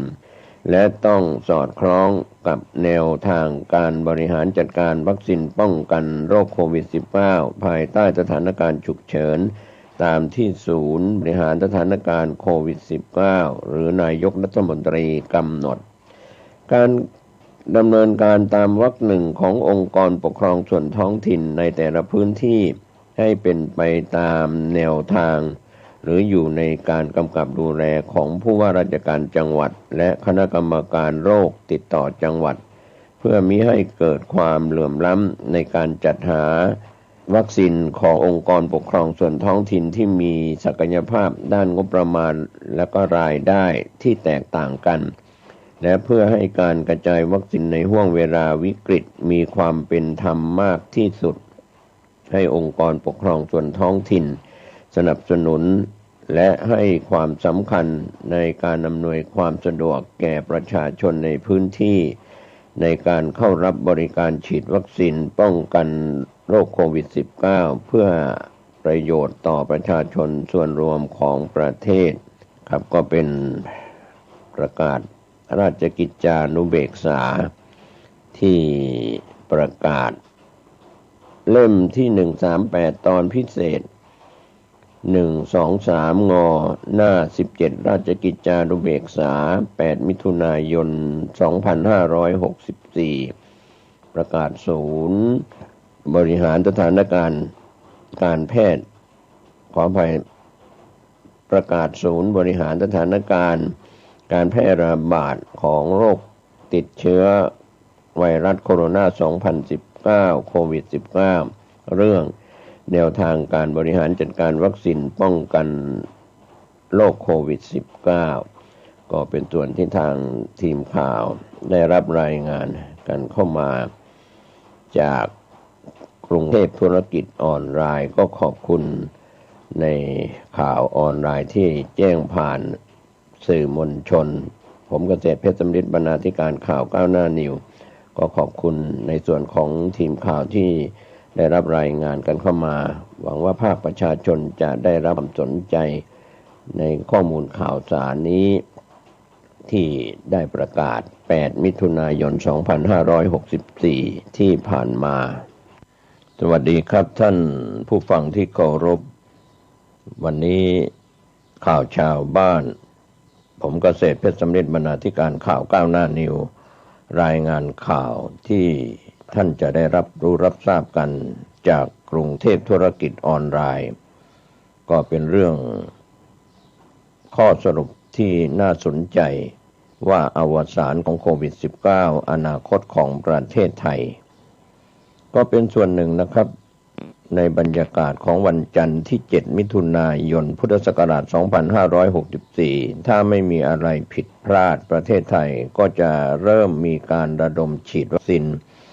ป้องกันโควิด -19 ให้กับประชาชนทั้งประเทศและจะทำต่อเนื่องจนคนทั้งประเทศมีภูมิคุ้มกันหมู่ที่จะป้องกันการระบาดของไวรัสโคโรนาที่ทำให้เศรษฐกิจตกต่ำลงจนกลายเป็นวิกฤตตั้งแต่ต้นปี 2563 ตามแผนการที่กำหนดคาดว่าภายในสิ้นปีนี้หรืออย่างช้าก็น่าจะภายในกลางปีหน้ากิจกรรมทางเศรษฐกิจทั้งหมดเฉพาะอย่างยิ่งการท่องเที่ยวเดินทางจะกลับมาเป็นปกติ GDP หรือผลผลิตมวลรวมของประเทศก็น่าจะกลับมามีขนาดเท่าเดิมก่อนเกิดโควิด -19 ภายใน1ปีหลังจากนั้นหรือกล่าวโดยสรุปก็คือโควิด -19 ทำให้เศรษฐกิจไทยหายไปหรือหยุดนิ่งไปประมาณ3ปีโดยที่การฟื้นตัวหลักๆจะเกิดขึ้นในปี 2565 โดยในวันสิ้นปี 2565 หรือกลางปี 2566 สภาพหรือโครงสร้างทางเศรษฐกิจของไทยน่าจะใกล้เคียงกับวันสิ้นปี 2562 นั่นก็คือเราจะมีภาคอุตสาหกรรมที่เน้นการส่งออกสินค้ายุคเก่าเช่นรถยนต์เครื่องยนต์สันดาปภายในและอุตสาหกรรมที่เป็นเทคโนโลยีเก่าที่เน้นแรงงานเหมือนเดิมมีภาคเกษตรกรรมที่อิงอยู่กับการใช้ที่ดินเครื่องจักรและก็แรงงานของคนสูงอายุที่อิงอยู่กับเทคโนโลยีดั้งเดิมและเราก็จะยังเป็นแหล่งท่องเที่ยวยอดนิยมที่ต้อนรับนักท่องเที่ยวทั่วโลกโดยเฉพาะจากจีนจำนวนประมาณ40ล้านคนซึ่งจะกลับมาเที่ยวประเทศไทยอีกครั้งหลังจากที่ต้องอยู่แต่ในประเทศของตนเองมานานอย่างน้อย 2-3 ปีการเกิดขึ้นของโควิด -19 ที่ผู้เชี่ยวชาญต่างก็บอกว่าโลกจะไม่เหมือนเดิมอีกต่อไปนั้นอาจจะไม่ใช่สำหรับประเทศไทยในวันสิ้นปี 2565 3 ปีที่ผ่านไปนับจากวันเกิดการระบาดของโควิด -19 นั้นอาจจะไม่มีอะไรเปลี่ยนแปลงไปเลยในประเทศไทยยกเว้นพฤติกรรมบางอย่างเช่นการซื้อสินค้าผ่านทางอินเทอร์เน็ตมากขึ้นและการทำงานบางอย่างผ่านทางเครื่องมือสื่อสารที่จะอยู่กับเราต่อไปหลังจากโควิด -19 อนาคตของประเทศไทยตั้งแต่ปี 2566 จะไปทางไหนนี่เป็นคำถามสำคัญที่เราจะต้องตอบเพราะถ้าเราไม่ทำอะไรที่แตกต่างออกไปจากสิ่งที่เราเป็นอยู่ในวันนี้ก็คิดว่าอนาคตของประเทศจะมืดมนเพราะสิ่งที่เราทำอยู่นั้นกำลังล้าสมัยอย่างรวดเร็ว เอาแต่รถยนต์ใช้น้ำมันที่ทั่วโลกต่างก็จะเลิกใช้ภายในระยะเวลาไม่กี่ปีข้างหน้านั้นก็อาจจะทำให้ภาคอุตสาหกรรมของเราเซไปได้แล้วไม่ต้องพูดถึงอุตสาหกรรมไฮเทคอย่างเครื่องมือสื่อสารหรืออิเล็กทรอนิกส์ที่เราถูกผ่านไปยังประเทศที่เป็นแหล่งลงทุนใหม่ๆอย่างเวียดนามเพราะความสามารถในการแข่งขันของไทยที่ดูเหมือนจะถดถอยลงไปเรื่อยๆสินค้าด้านการเกษตรซึ่งเคยเป็นกระดูกสันหลังของไทยตั้งแต่ช่วงสมัยที่เราเป็นเด็กๆนั่นเองสิ่งที่เราทำอยู่ในปัจจุบันก็ดูไม่ได้เปลี่ยนแปลงไปมากนักยกเว้นการใช้เครื่องทุ่นแรงที่มีการใช้เกือบเต็มเท่าที่ทำได้อย่างไรก็ตามเรื่องสำคัญก็คือรูปแบบและแนวคิดในการทำงานดูเหมือนจะไม่ได้เปลี่ยนไปมากนักคนไทยก็ยังปลูกพืชเลี้ยงสัตว์ด้วยที่ดินส่วนตัวหรือพื้นที่เช่าขนาดเล็กๆซึ่งก็มักจะไม่มีในเรื่องของการประหยัด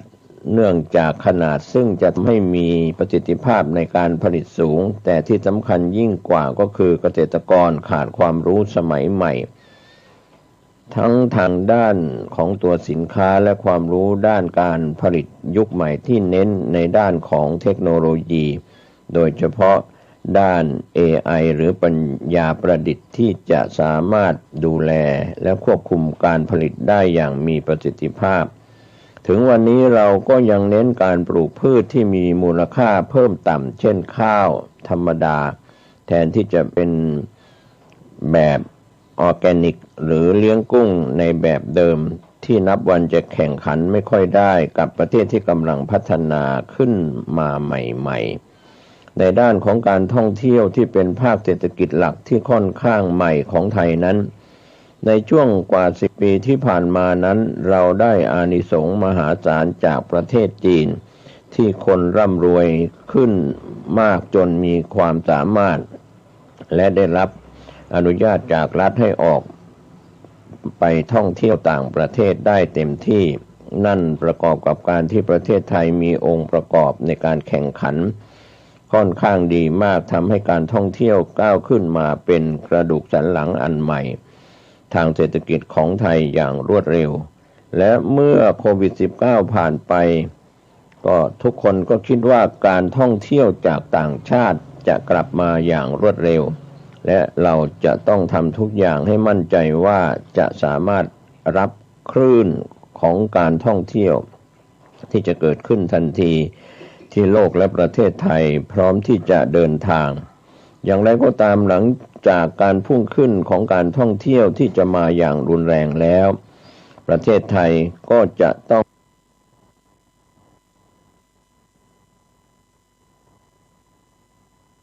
คิดถึงความยั่งยืนของการท่องเที่ยวโดยเฉพาะจากต่างประเทศ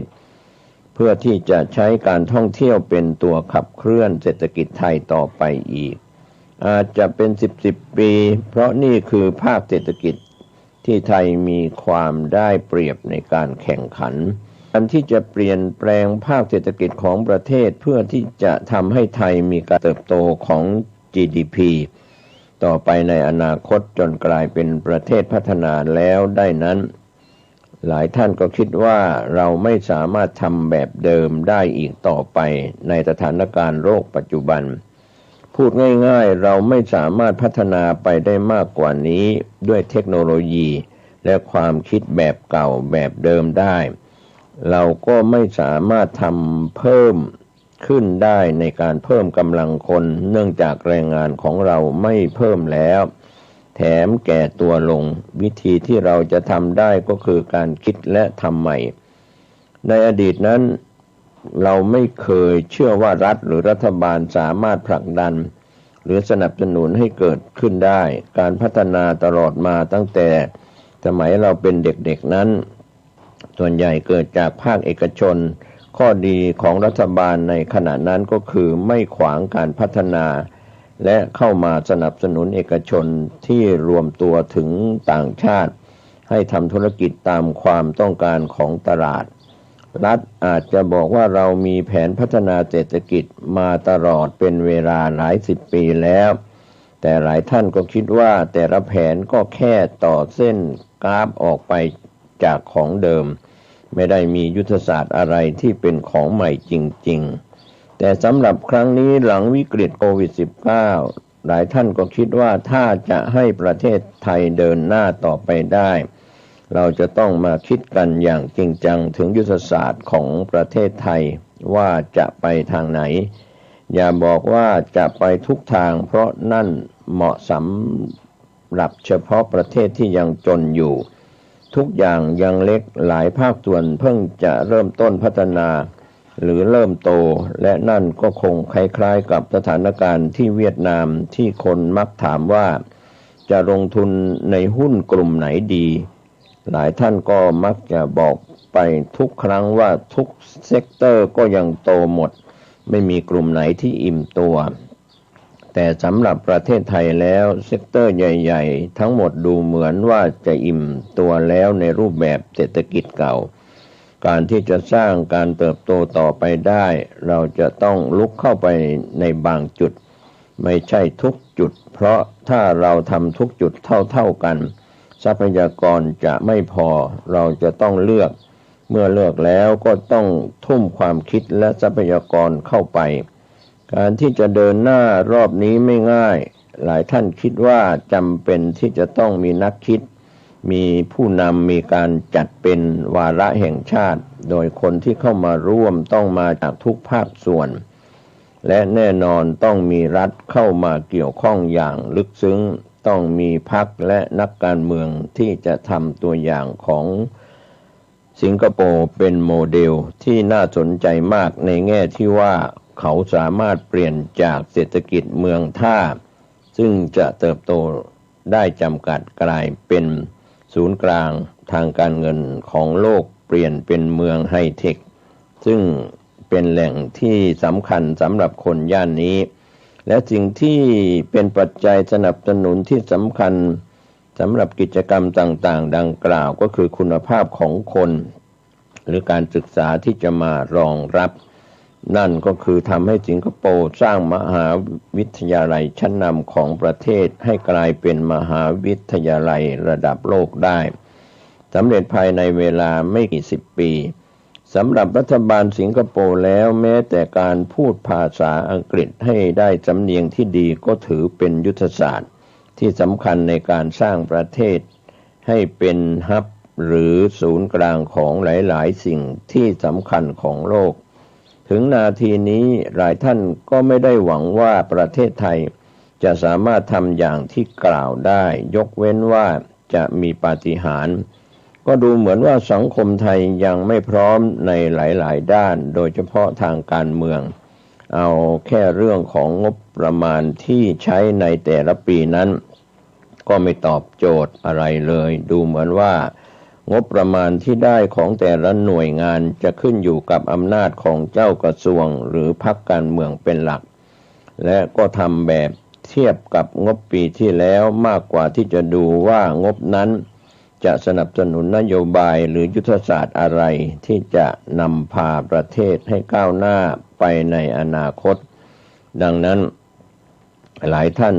ต้องตั้งสมมุติฐานว่าอนาคตของประเทศไทยนั้นจนถึงสิ้นปี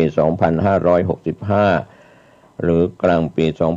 2566 เราคงกลับมาที่เก่าได้แต่หลังจากนั้นเราก็ไม่รู้ว่าจะไปทางไหนเวลาลงทุนหลายท่านก็คิดว่าตลาดหุ้นคงจะถึงจุดสูงสุดในวันใดวันหนึ่งก่อนหน้านั้นดัชนีตลาดหลักทรัพย์อาจจะไปถึง 1,800 จุดหรือ 2,000 จุดแต่นั่นก็อาจจะเป็นก๊อกสุดท้ายถ้าไทยไม่สามารถปรับตัวเพื่อต่อสู้ในโลกยุคใหม่ได้ครับก็เป็นส่วนที่เราได้รับรายงานเป็นสาระสำคัญจากกรุงเทพธุรกิจออนไลน์ที่มีพูดถึงเป็นนักวิชาการที่ออกมาในมุมมองที่เราพูดถึงโดยดร.นิเวศ เหมวชิระวรากร นะครับซึ่งเป็นนักวิชาการได้ออกมาวิพากษ์ในข้อมูลของประเทศไทยและก็ข้อเปรียบเทียบหวังว่าข้อมูลเหล่านี้จะเป็นประโยชน์กับท่านผู้ฟังและคนไทยหรือคนที่มาอาศัยอยู่ในประเทศไทยในช่วงที่มีสถานการณ์โควิด -19 จะเปลี่ยนแปลงไปในทางที่ดีหรือหมดไปจากประเทศไทยขอทุกคนทุกท่าน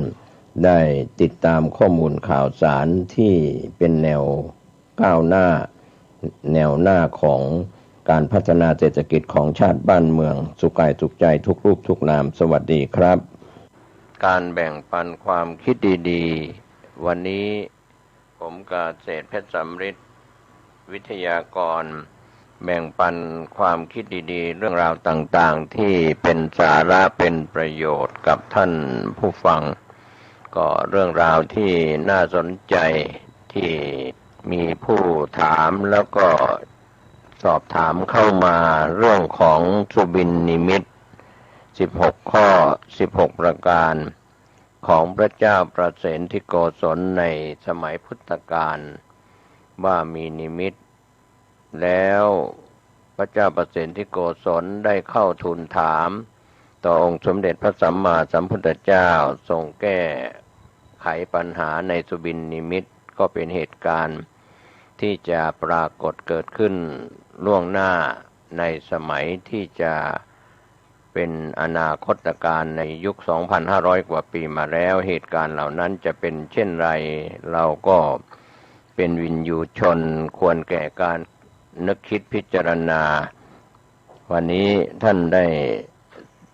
สร้างเสริมปัญญาบารมีของท่านก็ขออนุญาตท่านผู้ฟังที่จะนำพาศึกษาให้ชวนให้คิดกันการเวลาผ่านไปเรียกว่าอดีตการเวลาปัจจุบันเรียกว่าปัจจุบันก็คือขณะนี้ส่วนอนาคตที่จะมาถึงก็เป็นอนาคตที่จะเกิดขึ้นในวันเดือนปีข้างหน้าอย่างไรก็ตามเรื่องราวต่างๆท่านผู้ฟังนั้นศึกษาแล้วศึกษาอีกก็คงไม่ได้อยู่แค่การศึกษาแค่การฟังแต่จะต้องไปสู่การปฏิบัติให้เป็นสิ่งที่เกิดขึ้นกับตัวของท่านผู้ฟังจริงๆก็มีเรื่องเล่าที่ชวนศึกษาวันนี้ว่าครั้งหนึ่งพระเจ้าประเสนทิโกศลผู้ครองกรุงสาวัตถีได้เสด็จเข้าสู่นิทธารมก็คือหลับในราตรีกลางคืนหนึ่งคันร่วงปัจฉิมยามสุดท้ายใกล้รุ่งก็ได้ทอดพระเนตรเห็นเป็นพระสุบินนิมิตฝันนะครับอันใหญ่หลวงถึง16ข้อ16ประการอันเป็นพระสุบินที่ฝันแปลกประหลาดนะครับท่านผู้ฟังจึงทรงตกพระทัยตื่นบรรทมแล้วก็ในเวลารุ่งเช้าก็ได้ให้พวกพราหมณ์ปุโรหิตประจำราชสำนักทำนายทายทักพวกพราหมณ์ปุโรหิตก็พากันทำนายว่าเป็นพระสุบินที่ฝันร้ายและว่าพระองค์จะต้องประสบภัยอันตราย3ประการไม่เสียราชทรัพย์ก็จะมีโรคภัยไข้เจ็บเบียดเบียนหรือไม่ก็ต้องสวรรคตอย่างใดอย่างหนึ่งพราหมณ์ปุโรหิตเหล่านั้นก็แนะนำให้พระองค์ทำพิธีบูชายันสัตว์เพื่อเป็นการสะเดาะเคราะห์เมื่อพระนางมาริกาพระมเหสีทราบเรื่องเข้าจึงทูลให้ไปขอคำแนะนำจากพระพุทธเจ้าซึ่งพระพุทธองค์ก็ได้ทรงทำนายว่าเหตุร้ายนั้นจะมีแน่นอนเพียงแต่มิใช่เกิดแก่พระเจ้าประเสนทิโกศลหรือแว่นแคว้นของพระองค์แต่เหตุร้ายเหล่านี้จะเกิดแก่สัตว์โลกทั่วไปและแก่พระศาสนาของพระพุทธองค์ในภายภาคหน้าก็คือในอนาคตเมื่อเวลาล่วงเลยพุทธกาลไปแล้ว 2,500 ปีเมื่อศาสนาเสื่อมลงก็กล่าวกันว่าอายุพระพุทธศาสนาของพระสมณโคดมจะยืนยาวเพียง 5,000 ปีหลังจากนั้นก็ต้องรอยุคของพระศรีอริยเมตไตรหรือยุคของพระศรีอานพระพุทธเจ้าองค์ต่อไปเสด็จมาโปรดสัตว์ ความฝันของพระเจ้าประเสนที่โกศลและคำทำนายของพระพุทธเจ้าทั้ง16ประการนั้นก็มีคำอธิบายที่ท่านใส่ใจแล้วก็นำไปคิดกันให้ดีข้อแรกทรงฝันว่ามีโคตัวผู้สีเหมือนดอกอัญชันสีเขียวนะครับ4ตัวต่างคิดจะชนกันก็พากันวิ่งมาสู่ท้องพระลานหลวงจากทิศทั้ง4ฝูงชนต่างรอดูโคทั้ง4ก็ส่งเสียงคำรามรั่นแต่แล้วต่างก็ถอยออกไปไม่ชนกันพระพุทธเจ้าได้ทรงทำนายว่าในอนาคตในศาสนาของพระองค์เมื่อโลกหมุนไปถึงจุดที่เสื่อมลง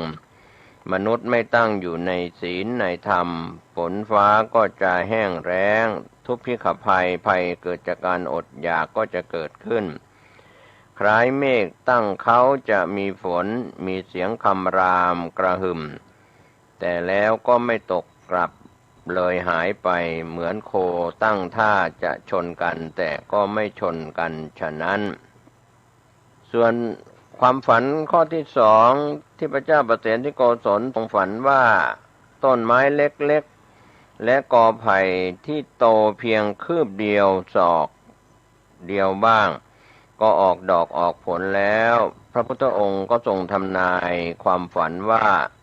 ต่อไปเมื่อโลกเสื่อมมนุษย์แม้จะมีอายุเยาว์วัย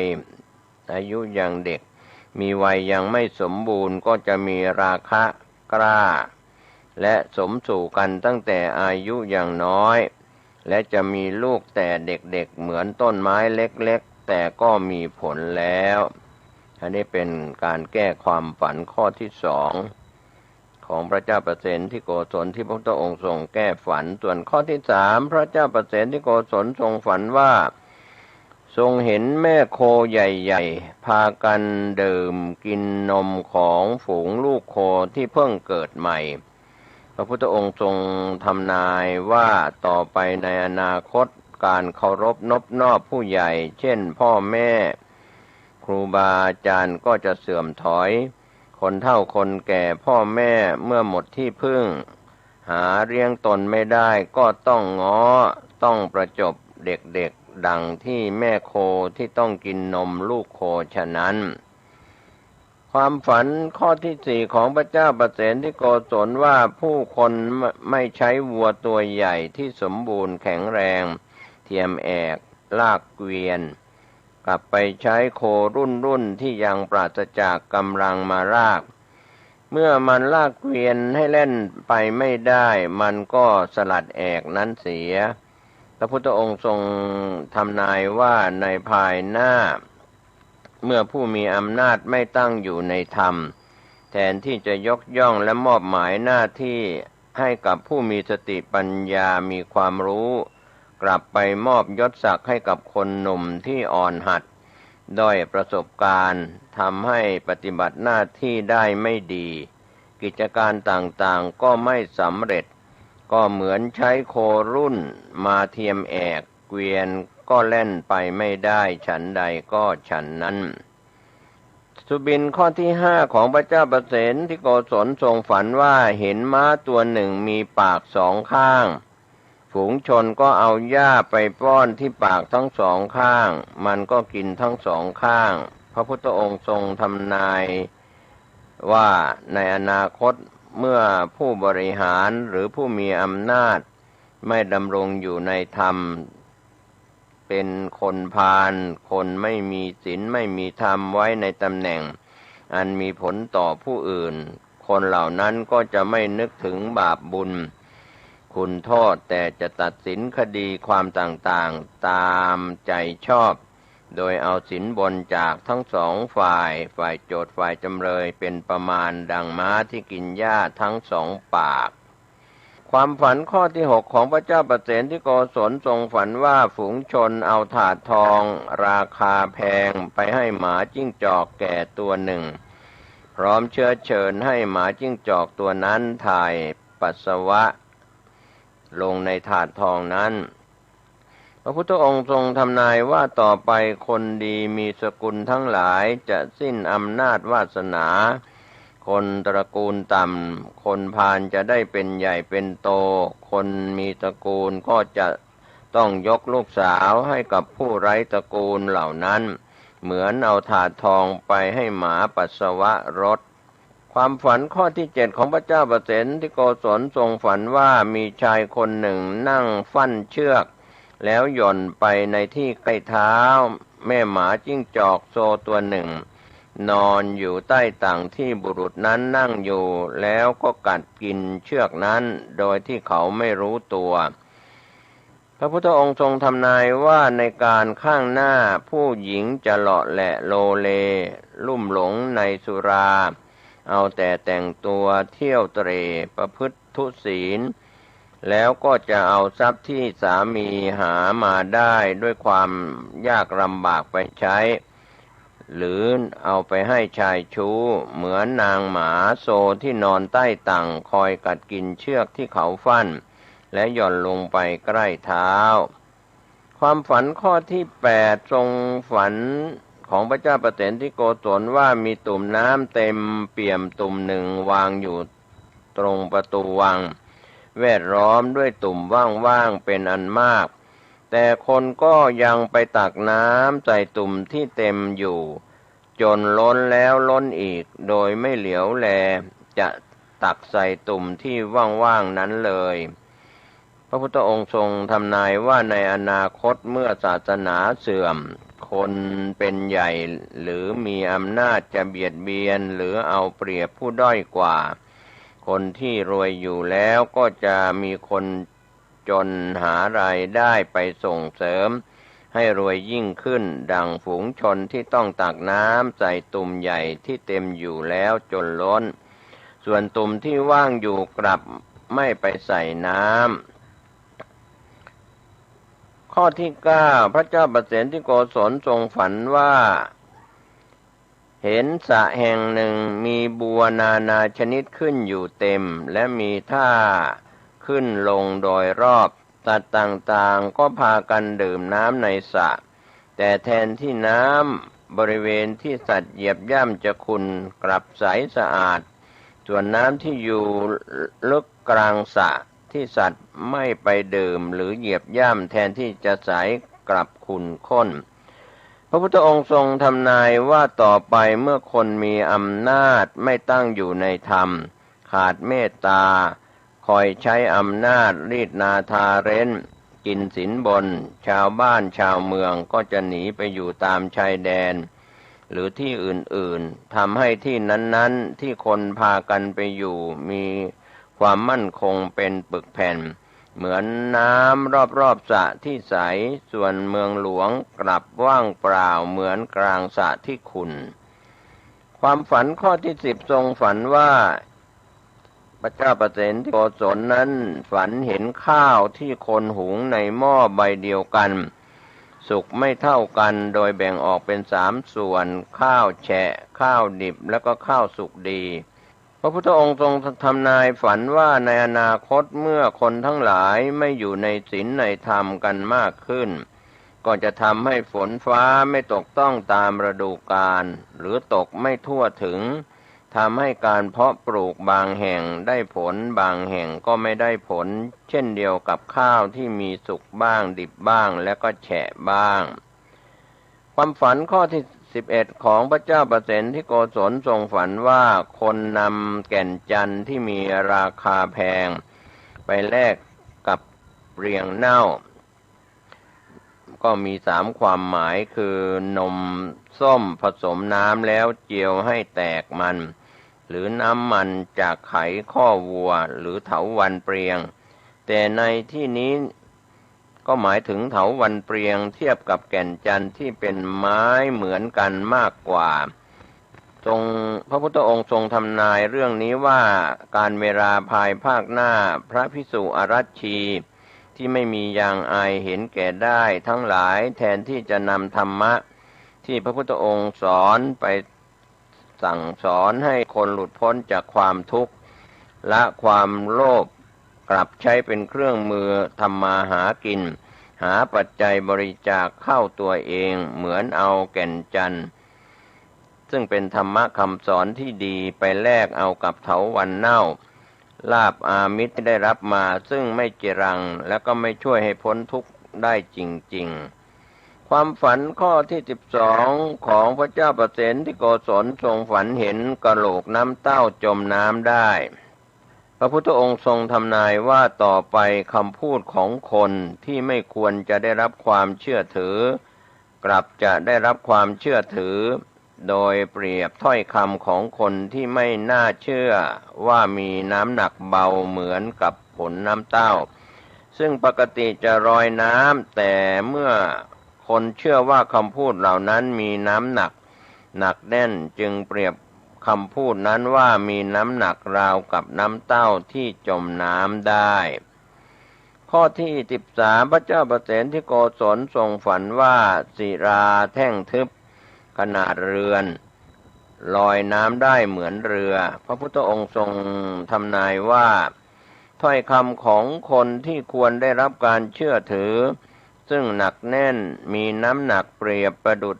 แท่งศิลากลับไม่ได้รับความเชื่อถือกลายเป็นถ้อยคำที่ไม่มีน้ำหนักเหมือนเรือที่ลอยได้ข้อนี้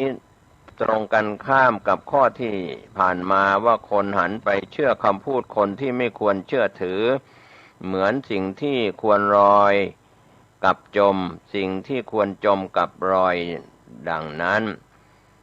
ข้อที่14พระเจ้าประเสนที่โกศลทรงฝันว่าทรงเห็นฝูงเขียดตัวเล็กๆวิ่งไล่กวดงูเห่าตัวใหญ่กัดเนื้องูเห่าขาดเหมือนกัดก้านบัวแล้วกลืนกินเข้าไปพระพุทธองค์ทรงทำนายว่าเมื่อมนุษย์ปล่อยตัวปล่อยใจตามกิเลสราคะสามีก็จะตกอยู่ในอำนาจของเมียเด็กๆและจะถูกดุด่าว่ากล่าวเช่นเดียวกับคนรับใช้เหมือนเขียดตัวเล็กๆแต่กลับกินงูได้ข้อที่15พระเจ้าประเสนที่โกศลทรงฝันว่าฝูงพญาหงส์ทองที่มีขนเป็นทองถูกแวดล้อมด้วยกาพระพุทธองค์ทรงทำนายว่าในอนาคตผู้มีตระกูลต้องไปเที่ยวประจบสภและสวามิภักดิ์ต่อผู้ไม่มีตระกูลเหมือนหงส์ทองแวดล้อมด้วยกาความฝันข้อที่16ข้อสุดท้ายของพระเจ้าประเสนที่โกศลทรงฝันว่าฝูงแกะพากันไล่กวดฝูงเสือเหลืองกัดกินทำให้เสืออื่นๆสะดุ้งกลัวจนต้องหนีไปแอบซ่อนตัวจากฝูงแกะพระพุทธองค์ทรงทำนายว่าต่อไปภายภาคหน้าคนชั่วหรือคนที่ไม่ดีจะรุ่งเรืองอำนาจและใช้อำนาจไม่เป็นธรรมทำให้คนดีถูกทำร้ายหรือไม่ได้รับความเป็นธรรมต้องหลบหนีซ่อนตัวจากภัยร้ายเหล่านี้เหมือนเสือซ่อนตัวจากแกะก็เป็นส่วนที่เราคิดพิจารณากันนะครับท่านผู้ฟังในส่วนเรื่องราวสุบินนิมิตของพระเจ้าประเสนที่โกศลฝันคืนเดียว16เรื่องแล้วตอนแรกพราหมณ์ปุโรหิตก็จะให้พระเจ้าประเสนที่โกศลแก้สิ่งเหล่านี้ในทางที่นำสัตว์มาบูชายันแต่มเหสีของพระเจ้าประเสนที่โกศลก็ท้วงให้นำเรื่องราวสุบินนิมิตทั้ง16ข้อไปทูลถามต่อองค์สมเด็จพระสัมมาสัมพุทธเจ้าก็เป็นเรื่องราวที่ฝากไว้ขอให้ท่านผู้ฟังซึ่งรับฟังเรื่องนี้ได้ใช้วิจารณญาณและคำทำนายเหล่านี้กลับมาสะท้อนให้เห็นของคนในสังคมไม่ว่าจะเป็นสังคมไทยหรือสังคมต่างประเทศก็ตามในยุคปัจจุบันว่ามีเรื่องราวเกิดขึ้นดังนิมิตที่พระพุทธองค์ทรงทำนายไว้หรือไม่อย่างไรเรื่องราวต่างๆเหล่านี้นะครับก็ถือว่าแม้เวลาล่วงเลยมายาวนานก็เหตุการณ์จากยุคอดีตซึ่งผ่านมา 2,500 กว่าปีแล้วก็มาถึงครึ่งหรือว่ากึ่งกลาง ของพุทธศาสนา 5,000 ปีอย่างไรก็ตามการเปลี่ยนแปลงเหล่านี้ก็เป็นไปตามวัตถุเจริญจิตใจเจริญศีลสมาธิปัญญาเสื่อมศีลสมาธิปัญญาเจริญหรือว่าคนทุศีลนะครับใจบาปหยาบช้าเกิดขึ้นเพราะว่าไม่เอาศีลไม่เอาธรรมเมื่อไม่เอาศีลไม่เอาธรรมเห็นคุณค่าของเงินตราหรือสิ่งของมีค่ายศอำนาจต่างๆที่ได้มาโดยไม่ชอบธรรมรวมไปถึงบุคคลที่ทำให้สังคมไม่ยอมรับแต่ก็ถูกยกย่องเชิดชูยกย่องคนชั่วอยู่ในสังคมไม่ว่าจะยกย่องสมมุติว่าเป็นพระราชามหากษัตริย์เป็นธานาธิบดีนายกรัฐมนตรีหรือเศรษฐีมหาเศรษฐีอย่างไรก็จะโดยชอบธรรมอย่างไรก็ฝากไว้ให้ท่านได้คิดพิจารณามิใช่เฉพาะในประเทศไทยก็ในภาพรวมทั่วโลกทีเดียววันนี้ศีลธรรมไม่กลับมาสู่จิตใจของมวลมนุษยชาติทั้งหลายคือคำว่าศีลห้าถ้าฆ่าสัตว์เป็นอาจินลักทรัพย์เป็นอาจินเสพกามผิดเป็นอาจินกล่าวคำเท็จเป็นอาจินดื่มเครื่องดื่มแอลกอฮอล์และเสพยาเสพติดเป็นอาจินเช่นนี้ความเสื่อมทรามในเรื่องของศีลก็เกิดขึ้นมากขึ้นในสังคมมนุษยชาติโดยเฉพาะพี่น้องมนุษยชาติ180กว่าประเทศทั่วโลกก็ในเวลานี้เราได้รับภัยพิบัติจากโรคภัยไข้เจ็บที่เป็นไวรัสโคโรนา2019ตายไปจำนวนหนึ่งติดเชื้อแล้วรักษาหายจำนวนหนึ่งแล้วก็อยู่ในการป้องกันยังไม่สั่งซาในการที่วิทยาศาสตร์การแพทย์สมัยใหม่ของวงการแพทย์ทั่วโลกและก็ผู้ที่เกี่ยวข้องกับนักวิจัยนักค้นคว้าทั้งหลายจะผลิตวัคซีนขึ้นมาแก้ไขปัญหาไวรัสโคโรนา2019นี้จบลงไปตามความรู้ความสามารถแต่ภัยพิบัติอื่นๆที่จะมาเกี่ยวกับดินน้ำลมไฟอากาศโรคภัยไข้เจ็บและสงครามของการฆ่าฟันกันอะไรต่างๆที่เป็นเรื่องของกลียุคเพราะว่าคำว่ากลียุคแห่งการเข็นฆ่าคนก็จะโลภโกรธหลงกันง่ายทะเลาะกันง่ายวิวาทกันง่ายดังที่หลายท่านได้ติดตามข่าวสารทั้งในประเทศไทยทางช่องสื่อทีวีก็จะเห็นว่าเวลานี้พี่น้องสื่อมวลชนทุกแขนงสาขาที่ทำหน้าที่เป็นกระจกเงาของสังคมเรียกว่าแทบจะหมดอาชีพม้วนเสื่อกลับบ้านกันแล้วเพราะว่าในปัจจุบันภาคประชาชนเป็นสื่อโดยออนไลน์นะครับไม่ว่าจะเป็นการถ่ายคลิปถ่ายวิดีโอถ่ายเหตุการณ์ต่างๆที่เกิดขึ้นรวมไปถึงทางฝ่ายบ้านเมืองรัฐวิสาหกิจหรือภาคประชาชนก็มีการติดกล้องวงจรปิดแล้วทำให้เห็นเหตุการณ์ที่ถูก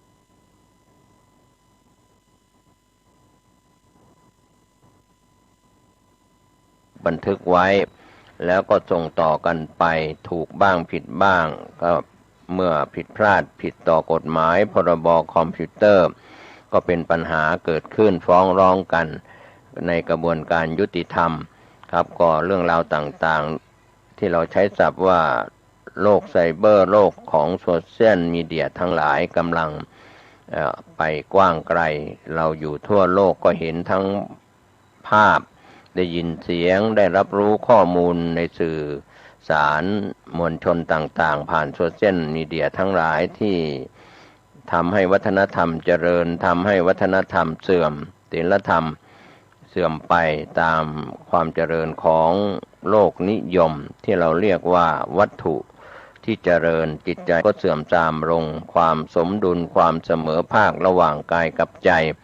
วันนี้เราศึกษามากเท่าไหร่เราก็หลงทางกันมากเท่านั้นไม่สามารถจะค้นพบหาทางหลุดพ้นจากกองทุกข์ในเรื่องของกิเลส1,500 ตัณหา108เราไปแสวงหาปัจจัย สี่ภายนอกแสวงหาแล้วก็เกิดแก่เจ็บตายเวียนว่ายเวียนวนอยู่ในวัฏฏะสงสารไม่ได้เจอทางที่เป็นทางแห่งความหลุดพ้นจากกองทุกข์วันนี้เราอาจจะย้อนรอยกลับไปศึกษาในธรรมจักรกับปวัตนสูตรว่าสัตว์ทั้งหลายนั้นที่จะได้บรรลุธรรม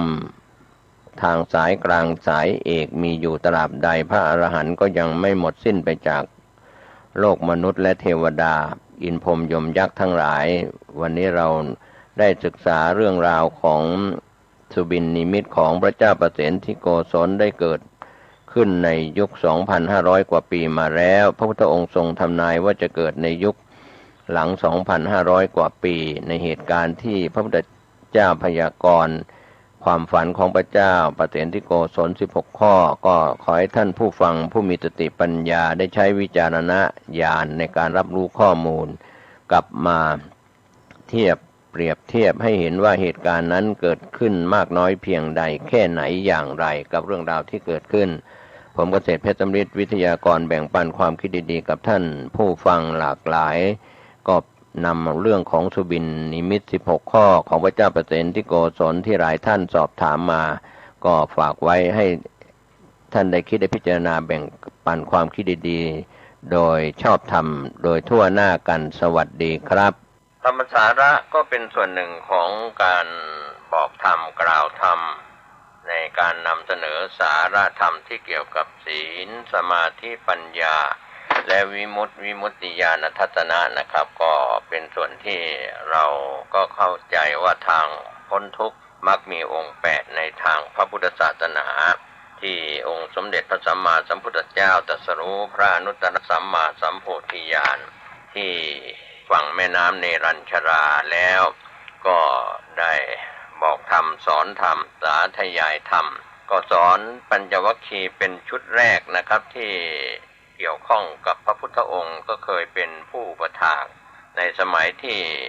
พระพุทธองค์เป็นเจ้าชายสิทธัตถะนะครับท่านผู้ฟังก็แสวงหาโมฆะธรรมไปปฏิบัติธรรมอยู่กับอาราธดาบทอุทธกดาบทนะครับเป็นฤาษีทั้งสองก็ได้ฌานสมาบัติแต่ว่าไม่ใช่ทางพ้นทุกข์ก็ถือว่าเป็นส่วนหนึ่งที่ท่านแสวงหาธรรม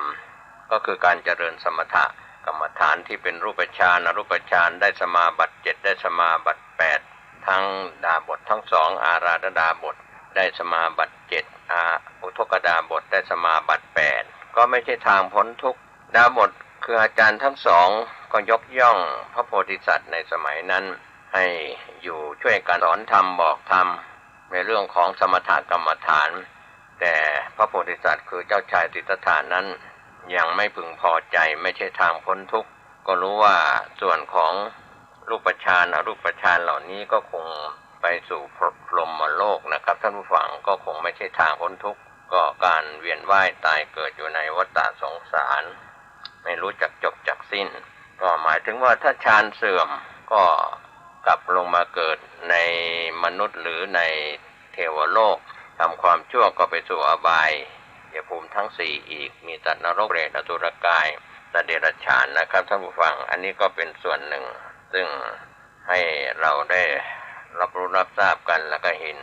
ความที่เรียกว่าการหมุนเวียนในวัฏฏะสงสารไ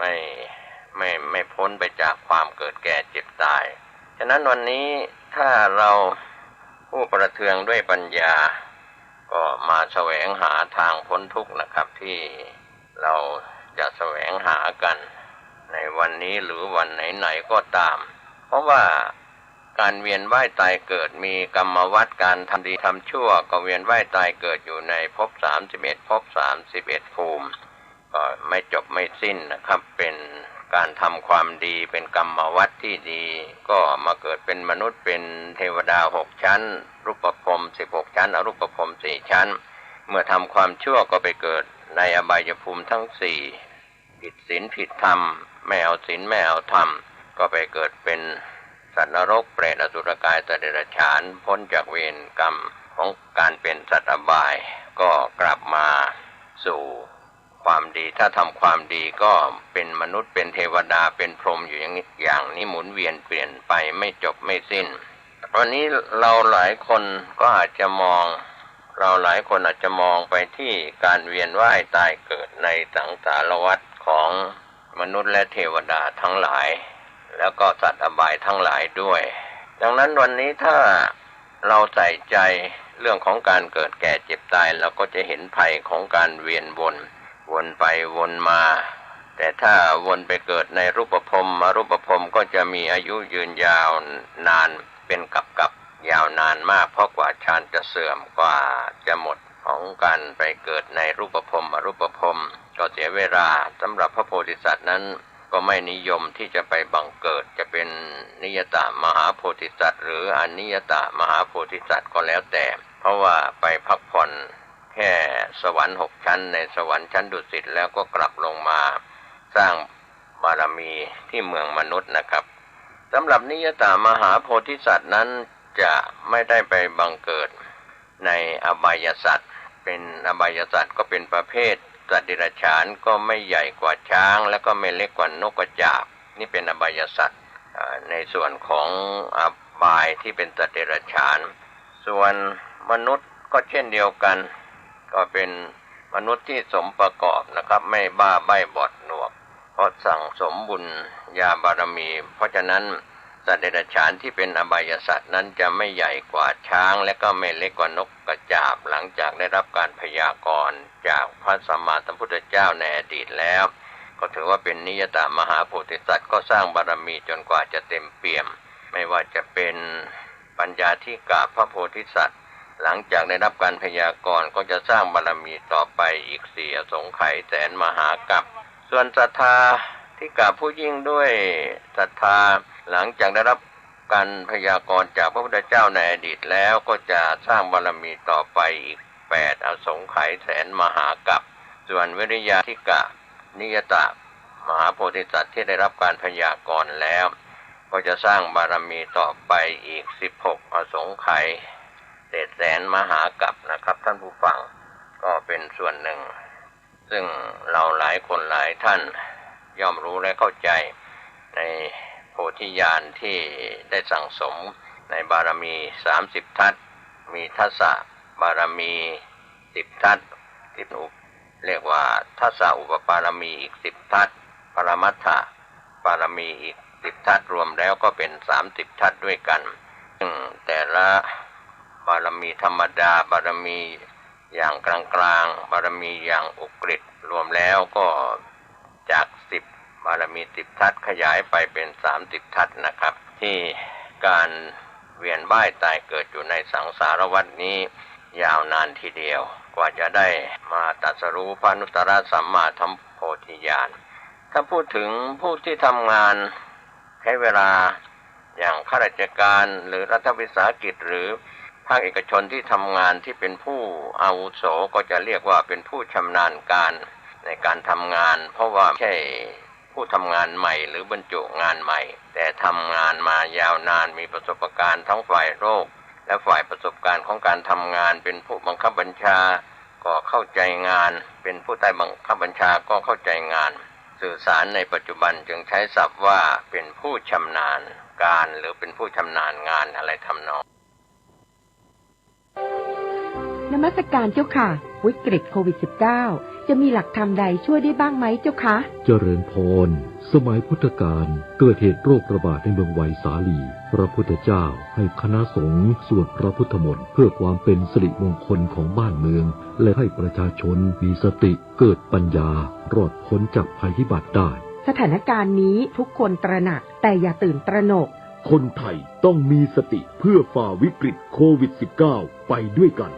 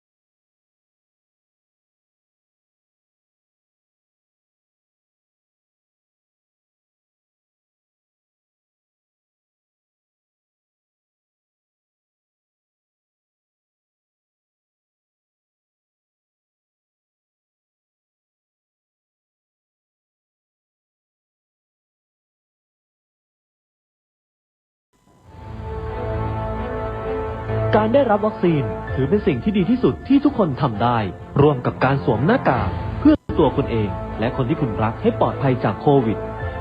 เชิญชวนฉีดวัคซีนเพื่อสร้างภูมิคุ้มกันให้ประเทศแล้วเราจะกลับมาเหมือนเดิมแบบ New Normal วัคซีนเพื่อสังคมไทยสู้โควิดจากกระทรวงสาธารณสุข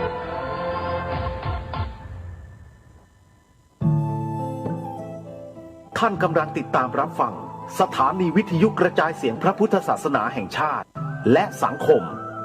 คลื่นเพื่อการศึกษาพระพุทธศาสนาและวัฒนธรรมระบบ FM 104.5 เมกะเฮิรตซ์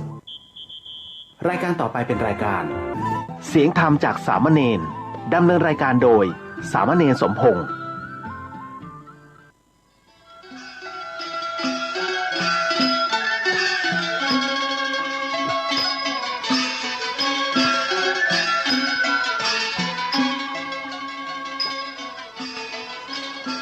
ถ้าโลกนี้มีธรรมประจำที่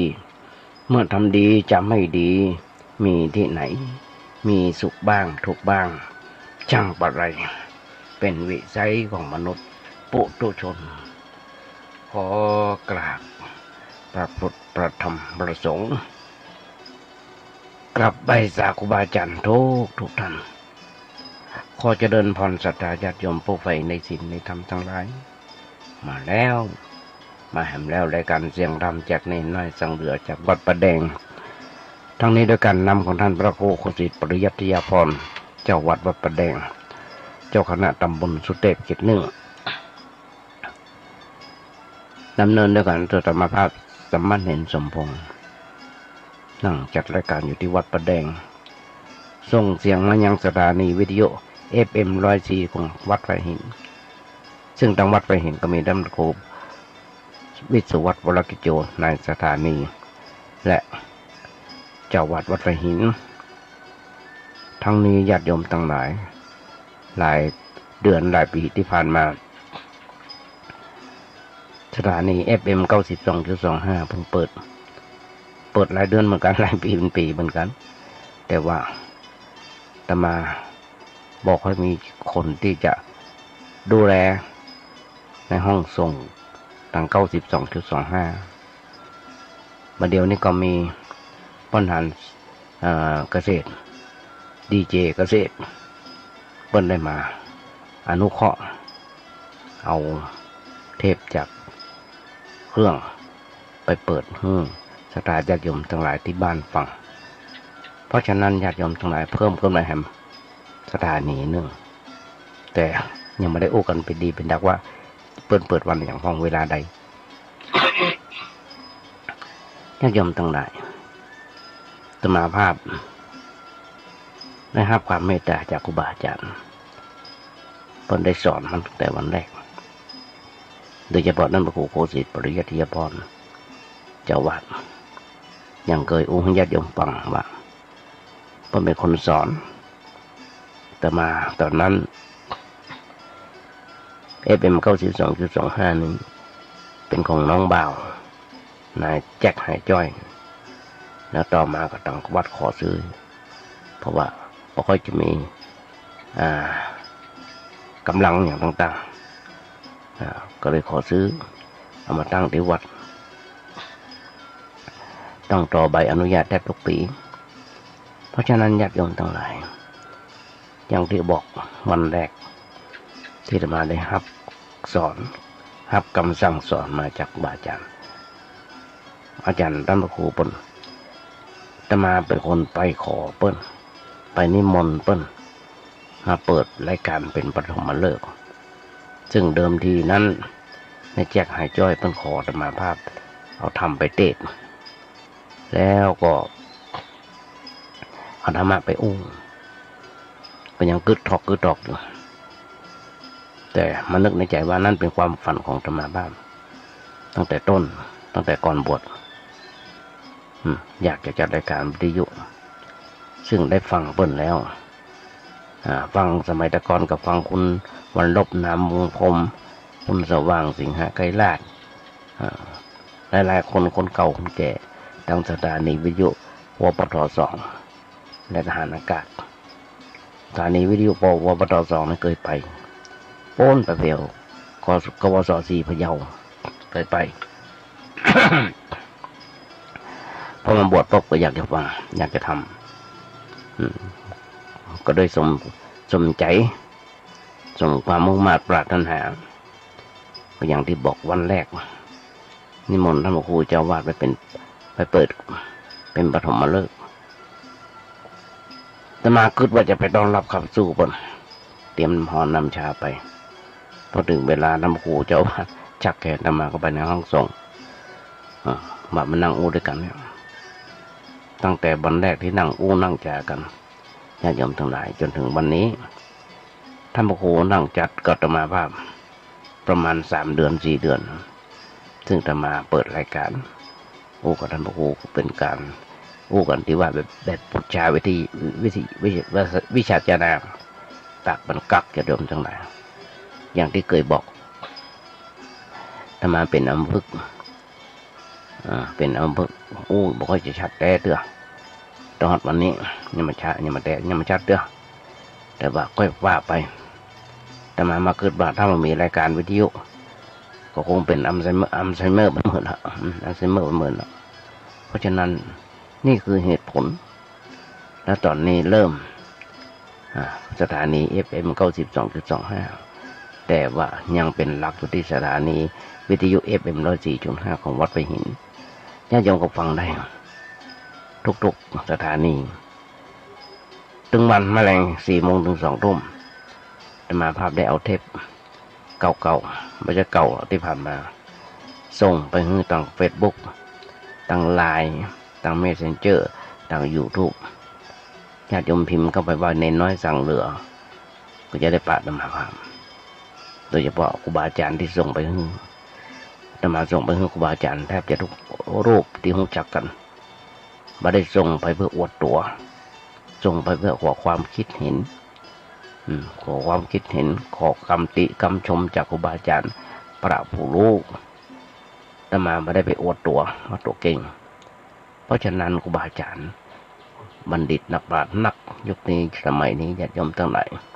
โบราณประดึงบอก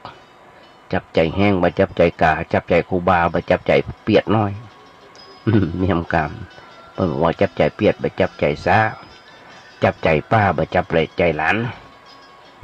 เพราะฉะนั้นนี่แหละที่โอ้ญาติโยมฟังแล้วเท่าที่ผ่านมาจากวันแรกจนถึงวันนี้ธรรมาภาพได้เอาบทกลอนบทหนึ่งที่บอกว่าถ้าโลกนี้มีธรรมประจำที่เมื่อทำดีจะไม่ดีมีที่ไหนมีสุขบ้างทุกข์บ้างช่างอะไรเป็นวิสัยของมนุษย์ปุถุชนก็เอามาขยายใจความให้ญาติโยมฟังได้หลายปีดีดักตอนที่ผ่านมาก็ยังมาจบประเสียงแต่ถ้ามันเป็นแต่อย่างบทกลอนนี้ว่าญาติโยมก็ต้องคือเกิดบ้านเมืองเฮา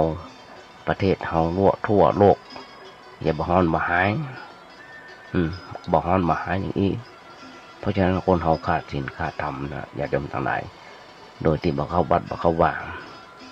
ท่านพระครูสังฆบริหารธรรมนูญธรรมกุโนเจ้าวัดสันทรายเหลืองพระบกสังฆารจะสะสวยต้องมันขัดสีคนจะดีต้องมันฟังเทศอยากเป็นคนวิเศษต้องสร้างเหตุแห่งความดีนะเนี่ยโยมเราหันเนาะก็ลองเกิดเตอะภายพ่อที่ไปอยากสร้างความดี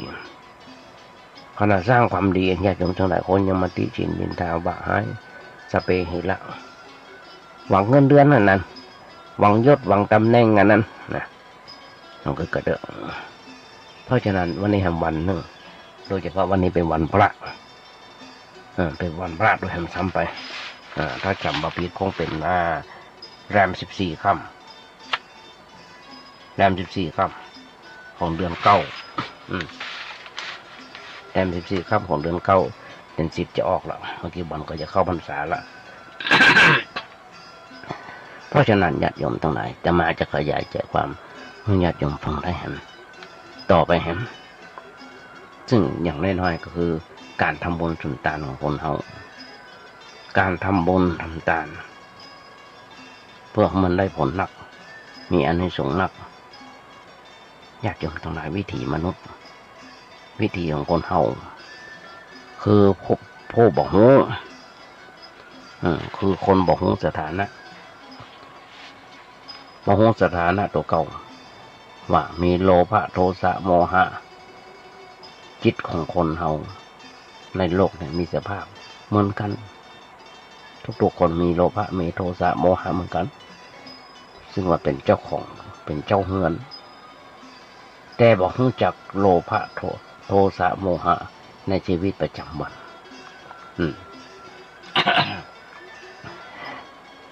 จิตใจคนเฮาเต็มไปด้วยความฟุ้งซ่านกึดนักหงุดหงิด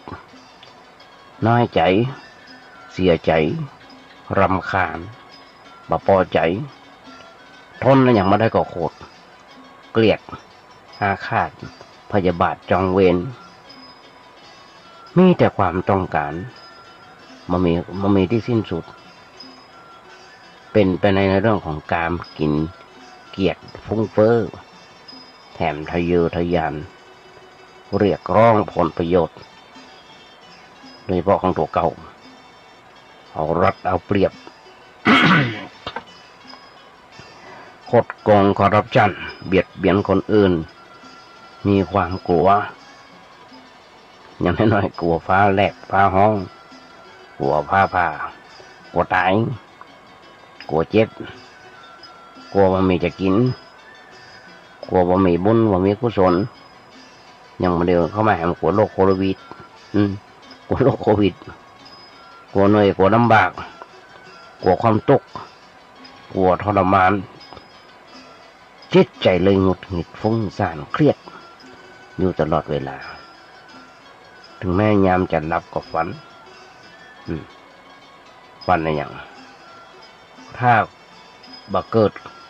ทางกายถ้าบักเกิดทางกาย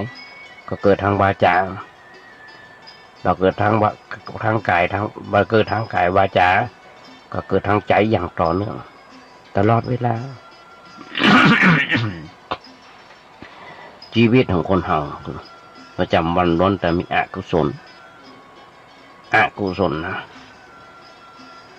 เพราะฉะนั้นคนเฮาโอกาสที่จะคนเฮาจะสร้างกุศลมีน้อยมีโอกาสน้อยมีโอกาสที่จะเป็นกุศลก็ถูกโอกาสกุศลที่ถูกต้องก็ยากเพราะบ่ได้ศึกษาเพราะบ่ได้ศึกษาในคำสอนของพระสัมมาสัมพุทธเจ้าเลยบ่รู้จักกุศลเพราะฉะนั้นการทำอันอย่างจะได้บุญนักได้อานิสงส์นักก็เป็นไปได้ยากญาติโยมหุ้นส่วนธรรมทั้งหลายกุศลในความหมายของพระพุทธเจ้าคือกุศลและจิตกุศลและจิตมาทำงานกับโสภณเจตสิกคือกุศลและจิตตัวที่มาช่วยทำงานกับจิตเป็นฝ่ายกุศลทำงานกันแล้วออกมาเป็นทำงานแบบกุศลเช่นญาติโยมหุ้นส่วนธรรมทั้งหลายท่องบทสวดมนต์อย่างบทอิติปิโสกาถ้าเฮายังจำมาได้ถ้าเฮายังจำมาได้ก็แสดงว่าเจตสิกยังไม่ได้นำพุทธพจน์ไปเก็บไว้ในใจยังไม่มีสัญญาออกมาถ้าอยู่ในจิตแล้วเขาจะจำได้และท่องออกมาได้กุศลและจิตทำงานกับกุศลเจตสิกในเรื่องของบุญกิริยาวัตถุโดยอาศัยโรคกระทำความดีนั้นผลของการทำงานนั้นเป็นของว่าบุญกิริยาวัตถุแต่ถ้าอกุศลจิตทำงานกับอกุศลเจตสิกผลของว่าทำงานแบบกุศลแบบอกุศลมาทำงานอยู่กับรูปแบบเช่นไปลักไปขโมยเป็นไปฆ่าสัตว์ตัดชีวิตเป็นนั่นผลของว่าบาปบุญกิริยาวัตถุ แยกศัพท์ขออวดหูน้อยวันนี้ญาติโยมทั้งหลายเปิ้นแยกศัพท์เอาเป็นบุญ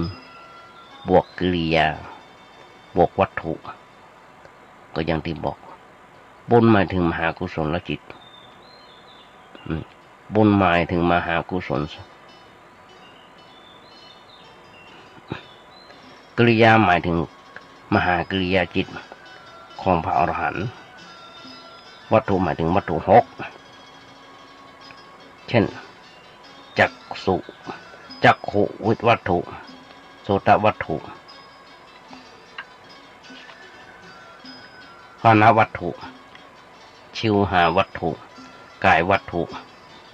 และหัตถยวัตถุแต่ถ้าวัตถุนั้นมีจิตเจตสิกรูปหมายถึงวัตถุแปดนั่นปนสำหรับพระอริยเจ้าแปดอริยบุคคลแปดอย่างน้อยๆคือพระโสดาบันปฏิมรรคพระโสดาบันปฏิผลสัพพะสทาคามีปัคคะอย่างต่างๆเนี่ยญาติโยมทั้งหลายเพราะฉะนั้นนักการทำความดีในทางพุทธศาสนาต้นหอมว่าบุญเนื้อบุญกิริยาวัตถุ10ลองคิดก็เถอะอย่างทุกเมื่อเชื่อวันญาติโยมที่ทำบุญสุนทานกันใส่บาตรใส่ปกกันไหว้พระสวดโยโกห้องกันอาตมาจึงบอกญาติโยมทั้งหลายว่าครูบาอาจารย์เพิ่นสอนอาตมาภาพตั้งแต่เริ่มบวชว่าอยู่วัดประยุบดายหมั่นไหว้พระสวดโยโกห้องแล้วก็นำทำคำสอนองค์พระสัมมาสัมพุทธเจ้ามาอุ้มพระจ่าญาติโยมฟังพ่องอาตมาทำตามที่ครูบาอาจารย์เพิ่นได้สอนตลอดมาทำวัดสวดมนต์ตึงเจ้าตึงแรงเป็นแบบนั้นหรอกเพราะฉะนั้นนี่ก็คือผลบุญอย่างหนึ่งอย่างน้อยๆเป็นการตอบแทนที่ญาติโยมได้ส่งเข้าป่าอาหารมีที่อยู่ที่อาศัยให้กับสถานญาติโยมทั้งหลายและครูบาอาจารย์เพิ่นคอยสั่งคอยสอนเสมอมาแต่มากล่าวอู้ได้ว่าจากนี้เป็นบุญอย่างหนึ่งที่มีครูบาอาจารย์ผู้ใจดีบัณฑิตนักปราชญ์ผู้ใจดีเป็นเมตตาอินโดเมตตาธรรมบ้านคอยอู้คอยจ๋าคอยสั่งคอยสอนอันใดผิดอันใดถูกเป็นกับอู้กับจ๋าญาติโยมลองคิดกันเถอะ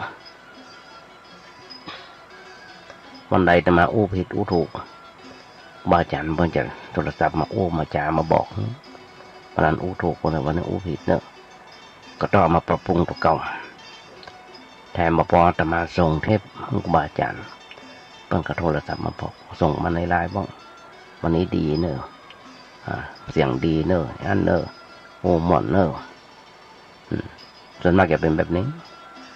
ถูกผิดบ้าทำกรรมเพิ่นบอกก็ศึกษาไปเพราะฉะนั้นจะมาอยู่ในวัยศึกษายังอยู่ในวัยศึกษาอยู่คนเฮาญาติโยมทั้งหลายบางครั้งอย่างประเดี๋ยวนี้ตอนเวลานี้ยุคโควิดเข้ามาโรคภัยไข้เจ็บมันเข้ามาเบียดเบียนของคนเฮาเป็นไปทั่วโลกญาติโยมทั้งหลายบ้านเฮานี่ยิ่งมันก็ยิ่งแย่ไปติ๊กเพิ่มเข้ามาแหมติ๊ก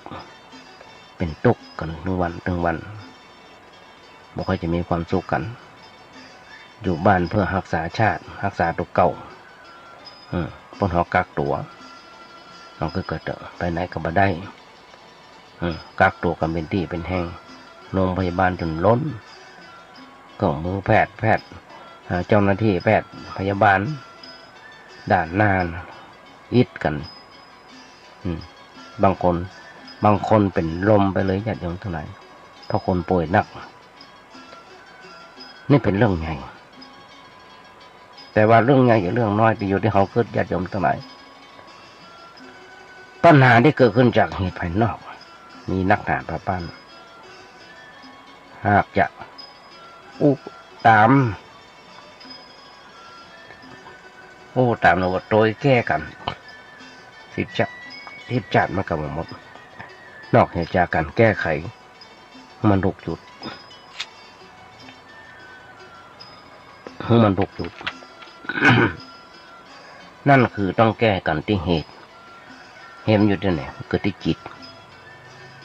ด้วยการกึศอย่างมีสาระกึศแล้วมันไม่ทุกข์แม้แต่ชีวิตเราจะต้องเกิดเรื่องเลวร้ายเกิดเรื่องเลวร้ายขึ้นจนถึงขั้นคอขาดบาดตายเรื่องเขาบาดขาดบาดตายถ้าเรากึศให้มันเป็นกึศให้มันถูกเรื่องนี้ก็อาจจะกลับกลายเป็นเรื่องเล็กๆน้อยๆไปญาติโยมน้องเกิดโควิดเข้ามาในประเทศไทยของเราทำให้ธุรกิจอย่างต่างๆจริงเป็นเรานาวจริงกันเป็นแถวๆอันอย่างก็ขายมาได้แม้กระทั่งหมอนวดกันอย่างก็เปิ้นแปลงเล็บตัดผมมาได้ก็มาได้มาเดียวหมอฟันก็ทำมาได้มาเดียวหลายอย่างปิดกิจกรรมได้หมดไม่ใช่ปิดแค่วัน2 วันปิดเป็นเดือนเนี่ยจนกว่าต้องเกิดเพราะฉะนั้นเฮาคิดกันเป็นก็ดีเรื่องเนี่ยก็อาจจะปิกมากลับกลายเป็นเรื่องเล็กๆน้อยๆไปหรือว่าก็ว่าเรื่องธุรกิจขาดทุนบางคนเล่นหุ้นถูกโกงเงินมาจบตกงานถ้าเอาคิดให้มันเป็นให้มันถูกเรื่องนี้อาจกลับกลายเป็นเรื่องตลกไปทันทีการเป็นเรื่องตลกไปทันทีมันก็ได้เพราะทุกๆเรื่องที่มันเกิดขึ้นอยู่กับความคิดหาว่าเอาคิดให้มันก็ดีแต่หาว่าคิดมันแบบดีก็ว่าดีตัวไปดีไปอย่างโรคโควิดเข้ามาแต่จะได้อยู่พร้อมหน้าพร้อมตากันมันไม่ใช่อย่างนั้นบางคนญาติโยมทั้งหลายบางคนถูกกักตัวอยู่ที่โรงพยาบาล14 วันต้องลากกระเป๋าไปอย่างไปเป็นนักก็ต้องไปอยู่ห้องยาต้องกินยาต้องฉีดยาสเปรย์เห็นละญาติโยมน้องเกิดทุกชีวิตที่เกิดมาล้วนแต่มีปัญหาหรือความทุกข์ด้วยกันทั้งนั้นบ่เว้นไปสักคนบางคนมีปัญหาหนักบางคนก็มีทุกข์น้อยแต่ไผล่ะไผจะหนักจะน้อยบ่ได้ขึ้นอยู่กับการเป็นเศรษฐีหรือว่ายาจกญาติโยมน้องก็ก่อนนะจะเป็นเศรษฐีหรือว่ายาจกแต่ไผนั่นบ่ได้ขึ้นอยู่กับการว่ากำลังจ้องจบปริญญาหรือว่าป.4 แต่ก็ขึ้นอยู่กับการคิดให้มันเป็นคิดให้มันถูกการคิดแล้วบ่ทำให้ตัวเก่าเป็นต้องตกใจถ้าเฮาคิดเป็น10 เรื่องทุกข์ก็หาย10 เรื่อง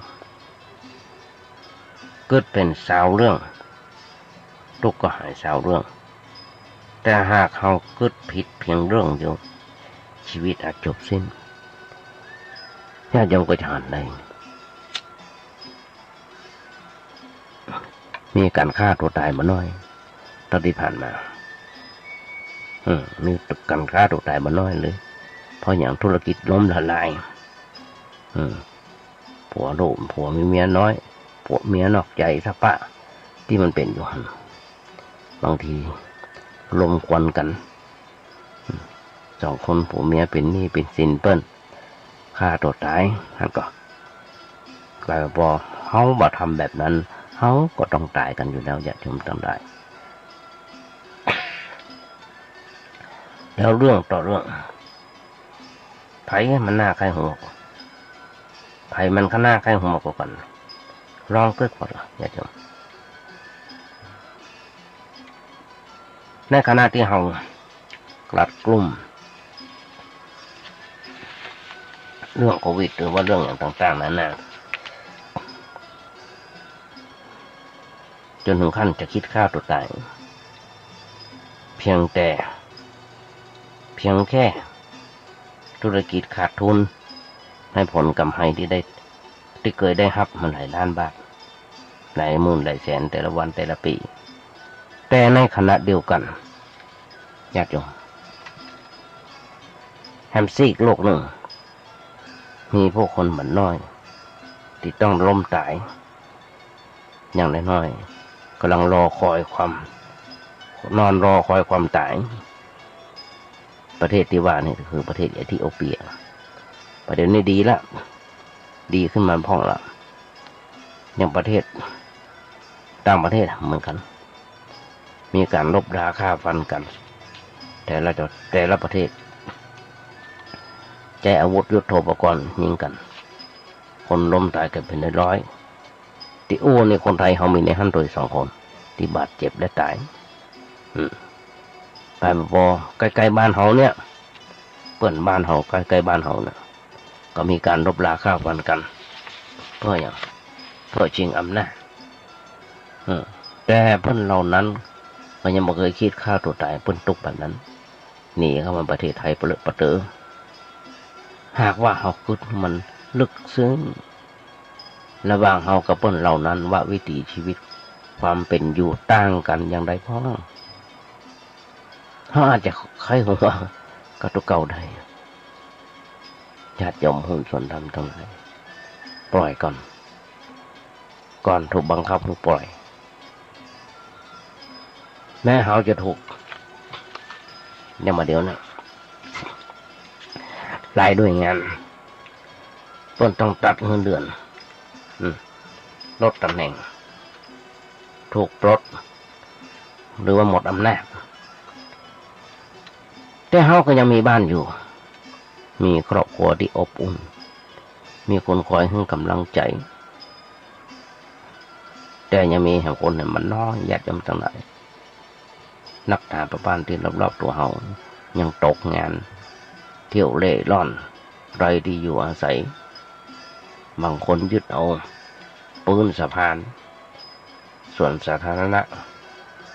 กองขยะไปที่หลับนอนไรญาติขาดมิตรบางคนนอนต่ำศาลาข้างทางที่พักศาลาข้างทางนี่ว่าน้อยญาติโยมทั้งหลายไร้ญาติขาดมิตรคอยให้ความอบอุ่นยามที่มีทุกข์ไร้เพื่อนพ้องคอยให้กำลังใจในยามที่มีปัญหาแต่หมู่เขาเหล่านั้นญาติโยมทั้งหลายก็บ่เคยคิดที่จะท้อแท้หรือคิดน้อยเนื้อต่ำใจในโจกจะตามและบ่เคยคิดฆ่าตัวตายเพื่อหนีความอับจนของตัวเขาเขาบ่ต้องไปกักกลุ่มไปตุกใจเอาอย่างทั้งมันหนักหนาปะปานกับแค่เรื่องเสื่อมลาภเสื่อมยศถูกปลดหมดอำนาจ เพื่อเกิดถือว่าเป็นบทเรียนฝึกฝนให้มันเมื่อเฮาตัวเฮาคลายความยึดติดในลาภยศฝึกลดทิฏฐิมานะและในอำนาจที่เคยมีเพื่อเกิดการปล่อยวางขึ้นในขณะที่เรากำลังกึศมีชีวิตอยู่ก่อนที่ธรรมชาติของความตายจะมาคอยบีบบังคับ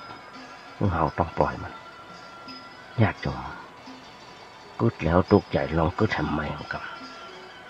ลองกึศใหม่กับเราอับอายเมื่อเห็นจบแต่กับตกงานยังประเทศไทยเขาเนี่ยไม่ได้ตกงานมาจะหลักหมื่นหลักแสนเป็นหลักล้านนะอย่าจงทั้งหลายโดยเฉพาะบัณฑิตตกงานบัณฑิตจบใหม่ตกงาน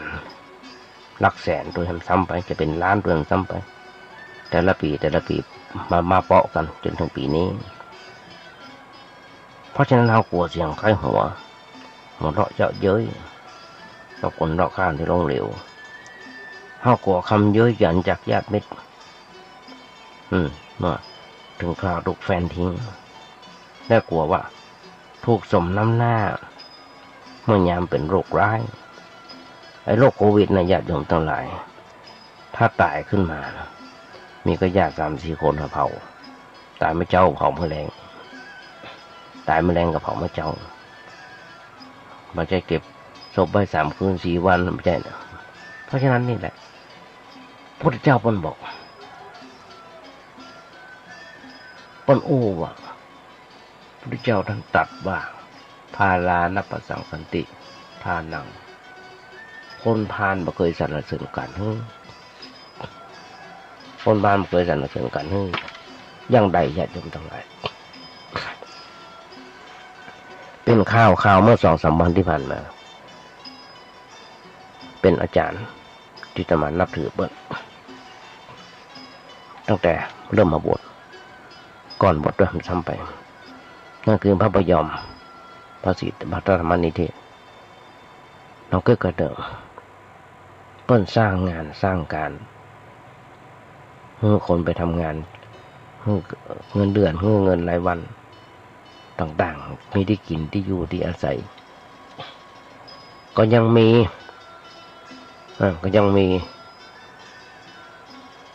คนที่คอยกล่นด่าคนด่าว่าเปิ้นว่าไม่ใช่เรื่องของพระสงฆ์เจ้าไม่ใช่เรื่องของไม่ใช่หน้าที่ญาติโยมพุทธเจ้าเปิ้นบอกเฮาขอกินของเปิ้นเฮาต้องตอบแทนเปิ้นแต่ว่าย้อนรอยแต่ความสักหน่อยหนึ่งสมัยครั้งพุทธกาลญาติโยมทั้งหลายมีเศรษฐีท่านหนึ่งเป็นเศรษฐีที่ใจดีเอาโหกันในเมืองสาวัตถีเปิ้นแจกเข้าของเงินทองอย่างต่างๆจนหมดจนเจี้ยงจนไม่มีจะกินเที่ยวเร่ร่อนไปพอไปถึงวัด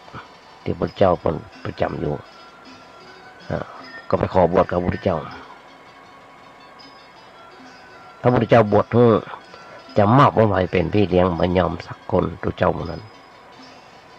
ทุกคนคิดว่าเศรษฐีคนนี้เป็นคนเฒ่าแล้วเป็นคนเฒ่าเป็นคนแก่คงจะว่ายากสอนยากก็เลยมอบพระอานนท์ได้มอบพระอานนท์ก็ตบปากรับค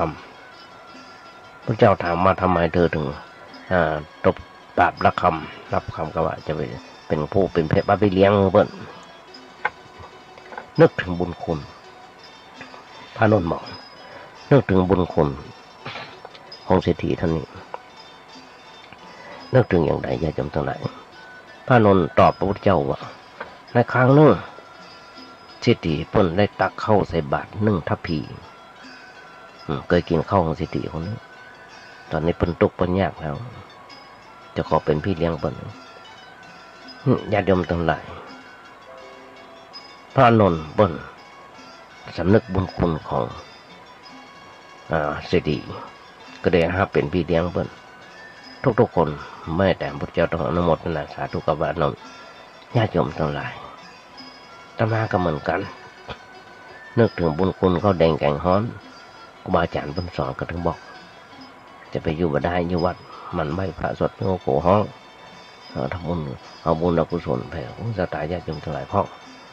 เนี่ยญาติโยมทั้งหลายเป็นแบบนี้หรอกเพราะฉะนั้นถ้ามีการแจกที่ใด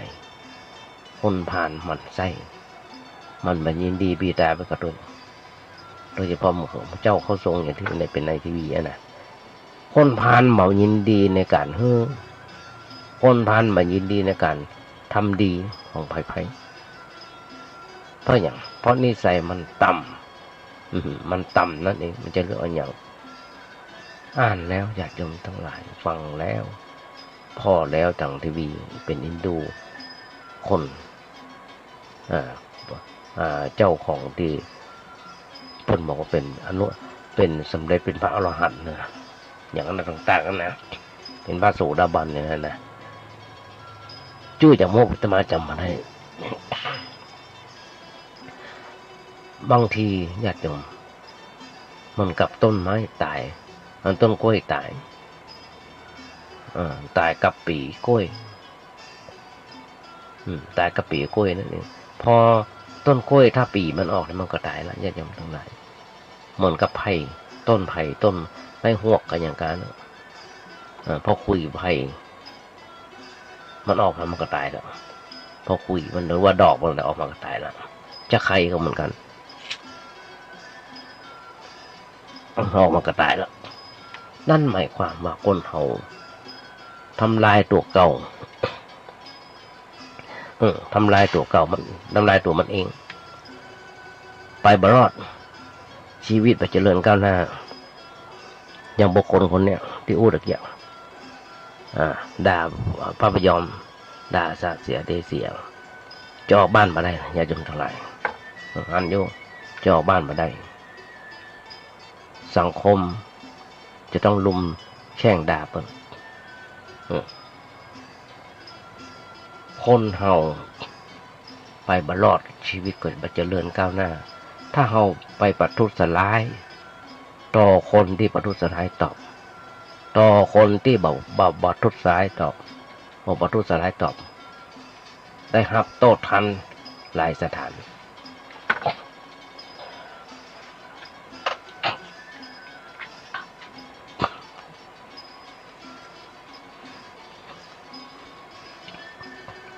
แต่ว่าพ่อบ่เคยฟังธรรมบ่เคยเข้าวัดบ่เคยเข้าใกล้พระสงฆ์คบแต่คนชั่ว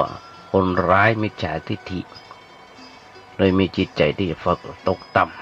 ำไปถึงขนาดนั้นน่าเอ็นดูญาติโยมทั้งหลายคนในโลกเนี่ยคนจะสงสารที่สุด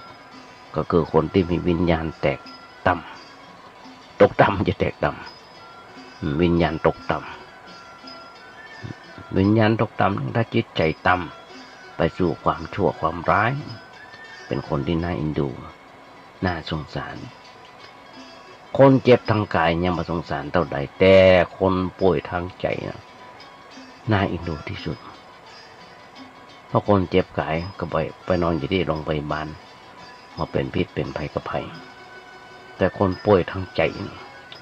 ร่างกายไปอยู่ที่โรงพยาบาลร่างกายไปอยู่ที่โรงพยาบาลยังแอวทำความรำคาญให้กับเพื่อนบ้านร้านถิ่นบ้านเพื่อเกิดความทุกข์ความเดือดร้อนหลายสถานหันอยู่ถึงเมื่อเช้าวันญาติโยมทั้งหลายเมายาบ้าพ้องสติเสียพ้องหาว่าเป็นโรคจิตพ้องเป็นโรคจิตพ้องต้องเอาไปสงบสติอารมณ์เอาไปแม่แรงไม่เจ้าปล่อยมาแล้วเอาไปบำบัดยา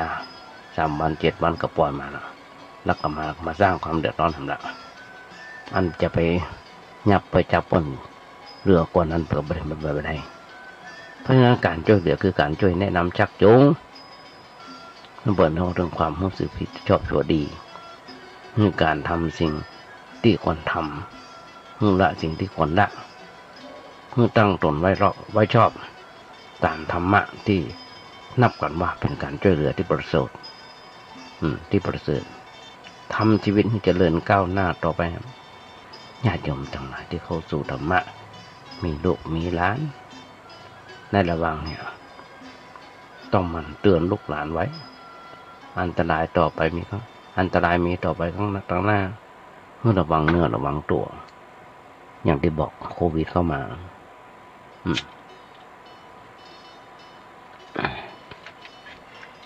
โควิดเข้ามา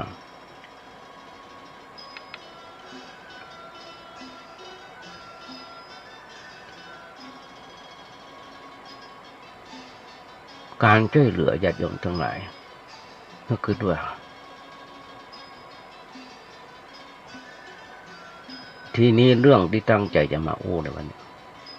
ผ่านเวลามาเกินชั่วโมงกว่าแล้วตั้งใจจะมาอู้อยากจะฟังมันก็ขออู้ในเรื่องเกี่ยวกับการทำดีหน่อยต่อว่าคือว่าในสมัยก่อนมีคนอยากเป็นเทวดา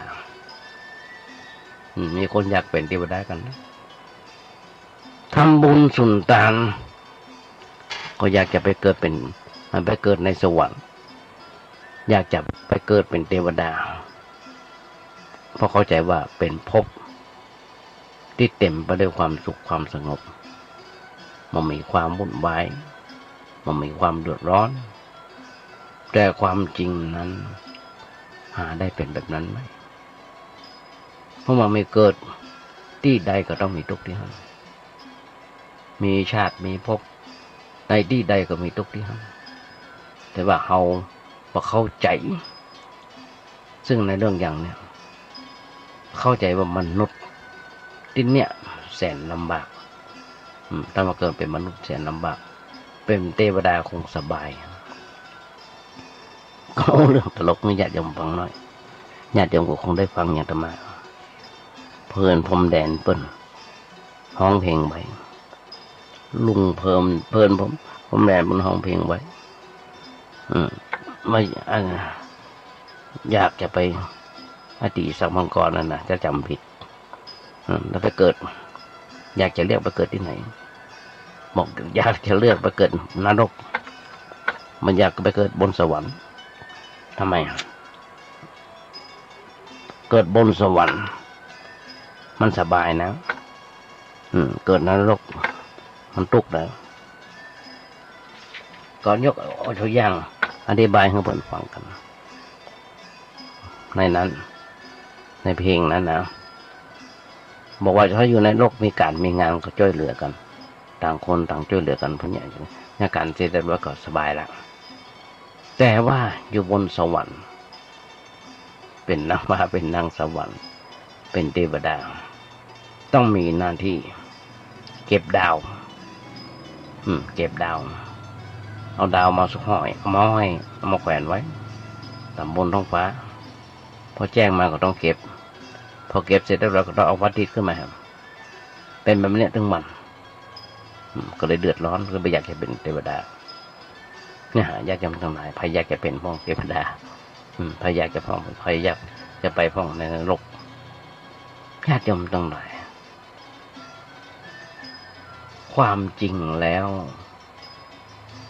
ก็หาได้สะดวกสบายอันอย่างไรคล้ายๆกับคนยากคนจนเรียกว่าคนมั่งมีเพื่อนจะมี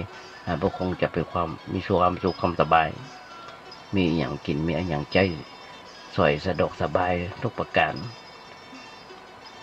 อันนั้นมันเป็นเรื่องความสะดวกอยากอย่างทั้งหลายแต่ว่าอาจจะสบายทางใจก็ได้เพราะเรื่องจิตนั้นเป็นเรื่องภายใน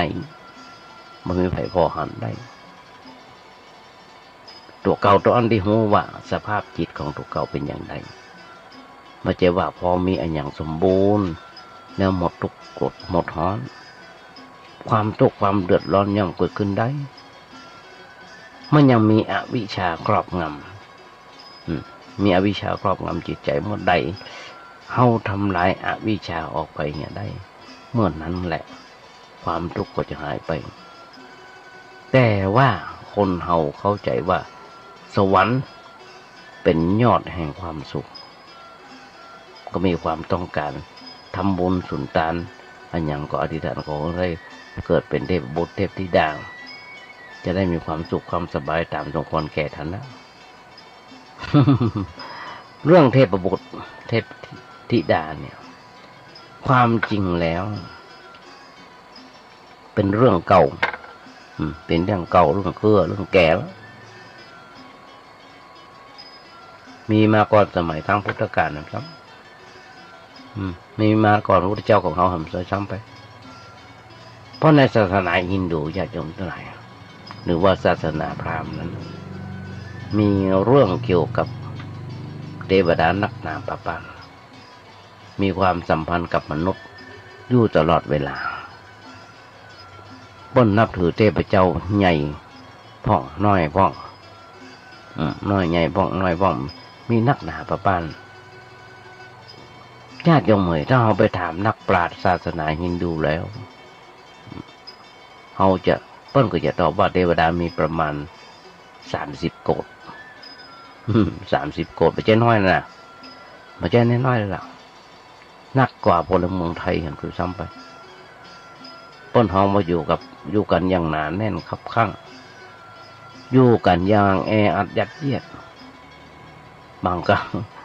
เปิ้นโอ้กันมาหลวงปู่เปิ้นโอ้ว่าเปรียบเทียบให้ฟังว่า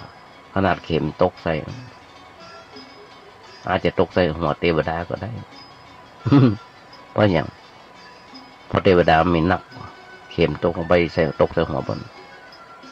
อันนี้เป็นเรื่องเล่าเป็นเรื่องเล่าไว้ก่อนพระพุทธเจ้าของเราโดยซ้ำไปแต่เมื่อพระพุทธเจ้าเราอุบัติขึ้นมาในโลกได้ตรัสรู้ธรรมะแล้ว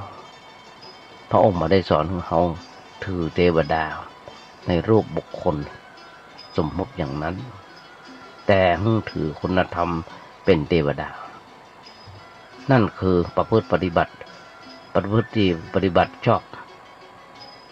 แล้วก็จะได้เป็นเทวดาจะหันว่าได้ว่าเทวดามีกี่3 หน้า3 หน้าแบบ3 เหล่ามุทิตาหมายถึงเทวดาเก่าเทวดาเก่าๆอุบัติเทวดาหมายถึงเทวดาเก่าๆที่เพิ่นเชื่อกันว่าทำความดีเราได้ไปเกิดตามที่เพิ่นเชื่อกันมาก่อนแล้วก็สมมติยกย่องเป็นเสมือนเทวดาเช่นพระราชามหากษัตริย์อย่างเนี้ยเพิ่นฮ้องว่าเป็นสมมติเทวดาในภาษาบาลีเวลาโอ้กับพระราชาเฮาใจอาลาปณะว่าสมมติเทวดาสมมติเทวดาถ้าแต่สมมติเทพเป็นเทวดาโดยสมมุติส่วนเทวดาหมู่หนึ่งนั้นเป็นเทวดาแบบพุทธแท้ที่เขาว่าวิสุทธิเทวดาหรือวิสุทธิเทพหมายถึงบุคคลผู้มีใจบริสุทธิ์ปราศจากกิเลสคือพระอรหันต์นั่นเองพระอรหันต์หรือว่าพระพุทธเจ้าฮ้องว่าวิสุทธิเทวดาวิสุทธิเทวดาเกิดโดยธรรมเกิดจากธรรมส่วนเทวดาอื่นนั้นเกิดโดยธรรมโดยชาติโดยกำเนิดโดยชาติโดยกำเนิดแต่วิสุทธิเทวดานั้นเกิดจากธรรมโดยแท้อันอย่างล่ะก็ว่าผู้ประพฤติธรรมข้อที่จะทำให้เป็นเทวดาก็ฮ้องกันว่าผู้นั้นเป็นเทวดาพระเจ้าทรงเปลี่ยนตัวบุคคลสมมุติให้เป็นธรรมะถ้าฮ้องกันตามภาษาธรรมะเป็นฮ้องว่าบุคลาธิฐานหมายถึงการอ้างตัวบุคคลเป็นตัวอย่างธรรมาธิฐานถึงก็ปฏิบัติล้วนๆมาเกี่ยวกับตัวบุคคลเช่นว่าพระพรหมถ้าเป็นบุคคลก็หมายถึงพรหม4 หน้าที่เขาปั้นใบหน้าโรงแรมอย่างต่างๆที่กุฏินี่ก็มีพรหม4 หน้าก็มีนั่นเป็นบุคคลสมมุติเป็นบุคคลสมมุติถ้าเป็นธรรมาธิฐานก็หมายถึงพรหมวิหารธรรมหมายถึงพรหมวิหารธรรมได้แก่เมตตาปรารถนาความสุขความเจริญแก่คนอื่นกรุณามีใจสงสารอยากจะช่วยเมื่อพ้นจากความทุกข์ความเดือดร้อนมุทิตาคือการพลอยยินดีในความดีในความสุขความเจริญของคนอื่นอุเบกขาหมายถึงการวางเฉยในเมื่อสามารถบำเพ็ญธรรม3 ข้อที่มาได้ผู้ใดตั้งอยู่ในธรรม4 ประการนี้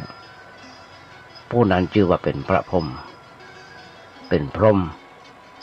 อย่างเช่นพ่อแม่ที่พูดถึงว่าเป็นพรหมของโลกเพราะพ่อแม่มีคุณธรรม4 ประการอย่างสมบูรณ์อยู่ในจิตใจแต่พระผู้มีพระวักเจ้าเปลี่ยนจังอย่างนี้คนอินเดียยังไม่ต้องในคนในอินเดียทุกวันนี้คนที่เป็นถือว่าตัวเก่านั้นเป็นพระพุทธเจ้าพ่องเป็นแม่ของพระพุทธเจ้าพ่องเป็นอย่างต่างๆที่ได้สำเร็จเป็นพระอรหันต์แล้วสำเร็จเป็นพระพุทธเจ้าแล้วองค์นั้นชื่อนั้นองค์นั้นชื่อนั้นสเปเหระที่อุตริขึ้นมาที่อุตริขึ้นมานักยิ่งวันยิ่งนัก แม้กระทั่งไม่ยิงก็มีแต่ว่าอยู่ในแนวหลอกลวงญาติโยมต่างหลายคนในอินเดียโบราณเพิ่นถือเทวดาเป็นองค์หรอมาได้ฟังหลวงปู่เพิ่นโอ้ล่ะเป็นองค์มาได้พอซีรีส์หรือว่าหนังได้พอแต่พระองค์แนะนำแต่พระองค์แนะธรรมะให้ปฏิบัติแม้เรื่องพระพรหมที่เป็นพระเจ้าผู้สร้างชาวฮินดูผู้สร้างของชาวฮินดูแล้ว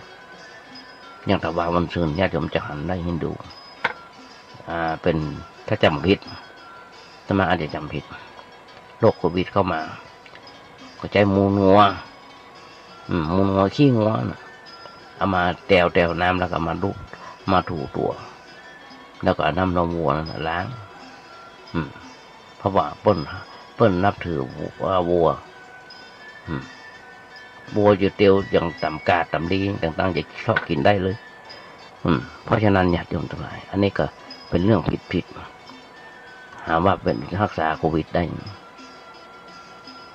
ในประเทศอินเดียนะญาติโยมอย่างที่บอกคนอินเดียโบราณเพิ่นนับถือเทวดาเป็นองค์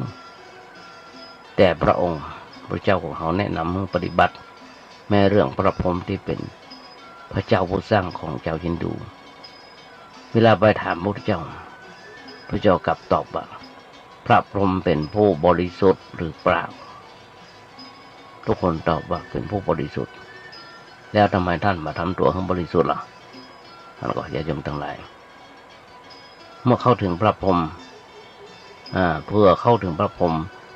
เนี่ยพระองค์ย้อนถามไปในโลกอย่างเดียวกันคือบ่ได้คิดถึงธรรมะข้อปฏิบัติจึงโอ้กับตัวบุคคลถ้าเฮาโอ้ในแง่ธรรมะก็หมายถึงข้อปฏิบัติดีหมายถึงปฏิบัติดีอยากจำลองคือก่อนนะ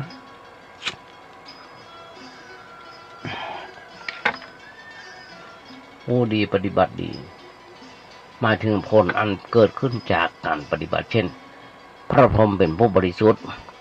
เขาก็ควรทำตัวให้บริสุทธิ์พระเจ้าเป็นผู้มีความกรุณาเขาก็ควรทำใจให้กรุณาให้บริสุทธิ์พระเจ้าเป็นผู้มีความกรุณาเขาก็ควรทำใจให้กรุณาให้บริสุทธิ์อย่างนี้เป็นต้นถึงจะห้องว่าเข้าถึงสิ่งที่เป็นเนื้อแท้คือตัวธรรมะอันเอานำมาปฏิบัติได้เพราะฉะนั้นญาติโยมหุ้นส่วนทำทั้งหลายฝากไว้ยังมาชบเถอะยังมีแหมนักหนาป้าป้านแต่ว่าเดี๋ยวพอเวลาก็ใกล้จะหมดแล้วต้องนำรายการนี้จากไปก่อนสำหรับวันนี้เป็นวันพระโดยซ้ำตอนเจ้านี้ญาติโยมคงไปทำบุญส่วนทางกันละตอนกว่าๆก็ยังรอฟังทำกันอยู่ก็มีหลายตีหลายแห่งญาติโยมทั้งหลายตามมาได้ขยายใจความในบทกลอนที่ว่าถ้าโลกนี้มีธรรมประจำที่เมื่อทำดีจะไม่ดีมีที่ไหนมีสุขบ้างทุกบ้างช่างบะไรเป็นวิสัยของมนุษย์ปุถุชนก็ขยายใจความมันจะยกฟังได้แบบนี้ยังมีต่อทำอยู่สำหรับวันนี้ก่อนที่จะนำรายการนี้จากไปญาติโยมทั้งหลายขอเอางานบุญงานกุศลเอิ้นญาติโยมสักน้อยซึ่งทางวัดประแดงของเราโดยที่ท่านพระครูโคสิทธิ์ปริยัติยาพรเจ้าวัดประแดงพร้อมคณะกรรมการได้ทุกได้ผู้ได้ท่านด้วยกันพร้อมถึงคณะวิศวะมหาวิทยาลัยเชียงใหม่นี่ลงมติกันว่าจะต้องมีการไปการแปลงเท่าที่ผ่านมาเจนาสนะต่างๆก็ได้สำเร็จรุ่ร่วงไปหลายอันหลายอย่างหลายชิ้นงานมาอันต่อไปนี่ก็คือบันไดนาคญาติโยมทั้งหลาย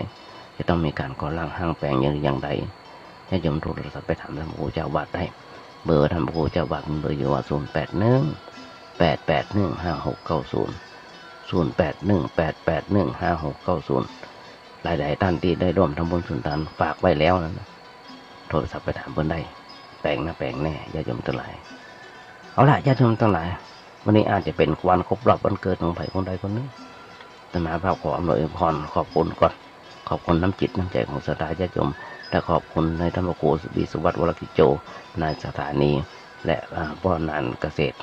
ที่เมตตาเอาเทปเปิดเครื่องมาฟังเปิดเครื่อง เอาเทปเอาอย่างมาไปเปิดให้ฟังให้ญาติโยมฟัง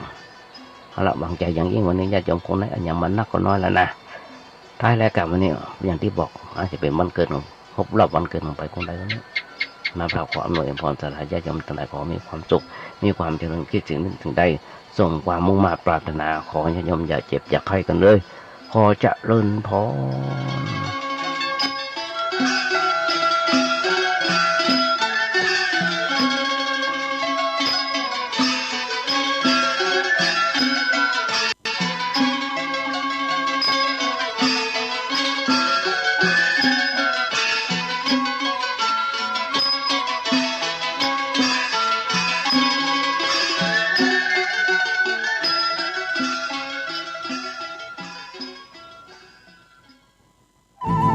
ที่จบไปแล้วนั้นเป็นรายการ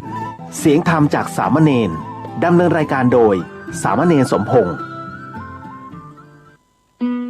เดือนเมษายนบ้านเห่าลูกหลานคนใดจะปิกบ้านไปก่อนไปดำหัวคนเฒ่าคนแก่หยุดกึดสักหน่อยการเดินทางปิกบ้านในช่วงแพร่ระบาดของโควิด -19 อาจทำให้เกิดการแพร่กระจายเชื้อจากผู้เดินทางเข้าสู่หมู่บ้านของเห่าและสู่ผู้สูงอายุก็ว่าคนที่มีโรคประจำตัวซึ่งเป็นกลุ่มที่เสี่ยงที่สุดต่อการเจ็บป่วยรุนแรงและอาจนำไปสู่การเสียชีวิตได้เนื่องจากคนที่บ่มีอาการหรือมีอาการเล็กน้อยก็สามารถแพร่เชื้อโรคได้เพื่อเป็นการรักษาความปลอดภัยและป้องกันการแพร่ระบาดที่อาจจะเพิ่มขึ้นผู้เดินทางปิกบ้านต้องแยกตั๋วจากผู้อื่นอย่างน้อย14วันพร้อมทั้งแยกเครื่องใช้และห้องพักออกจากคนอื่นสวมใส่หน้ากากอนามัยตลอดเวลาที่ออกจากห้องพักเว้นระยะห่างจากกันตั้งแต่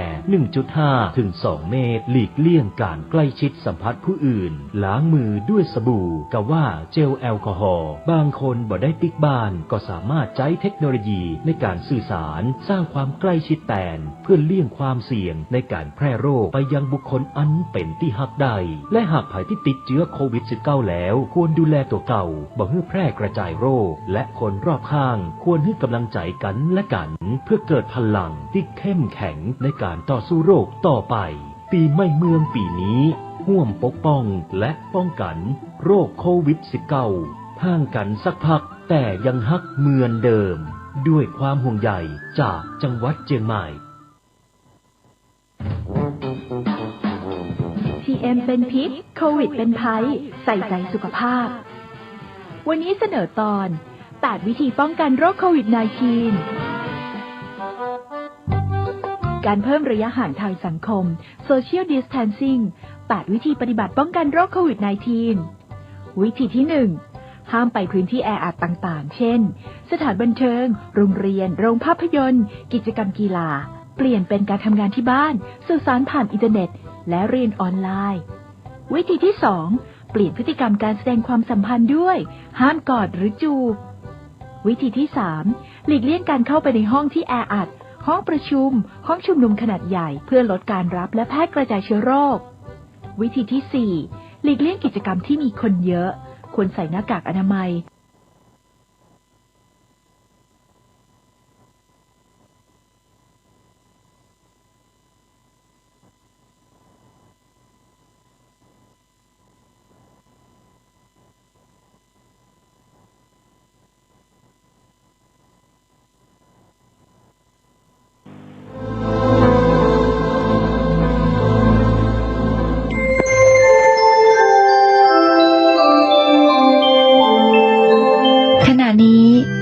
กำลังฟัง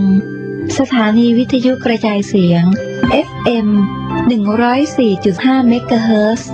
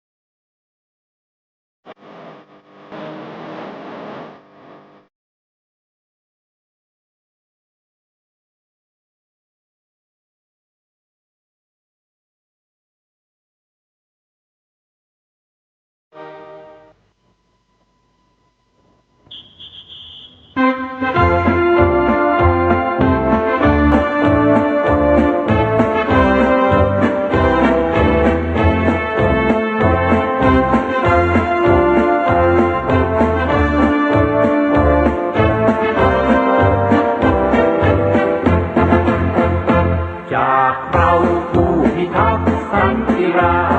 ษฎร์มีอำนาจตามกระบือกฎหมาย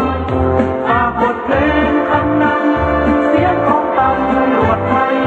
มีระเบียบเทียบวินัยซึ่งทรงไว้นายบัญชาจากใจผู้พิทักษ์สันติราษฎร์อุทิศตนเป็นญาติดูแลแก้ปัญหาอาชียานใจเราอุทิศเพื่อชาวประชาน้อมจะปีกายายืนเคียงบ่าประชาชนปราบปรามสร้างความลมเย็นเช่นฝันฝ่า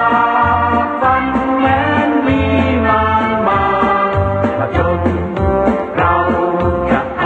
ำเราจะทนเพื่อประชาชนทุกคนปลอดภัย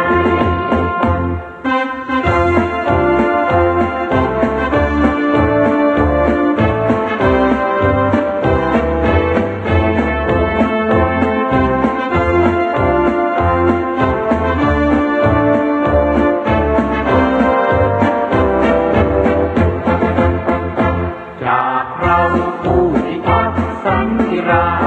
ษฎร์มีอำนาจนามระบือกฎหมาย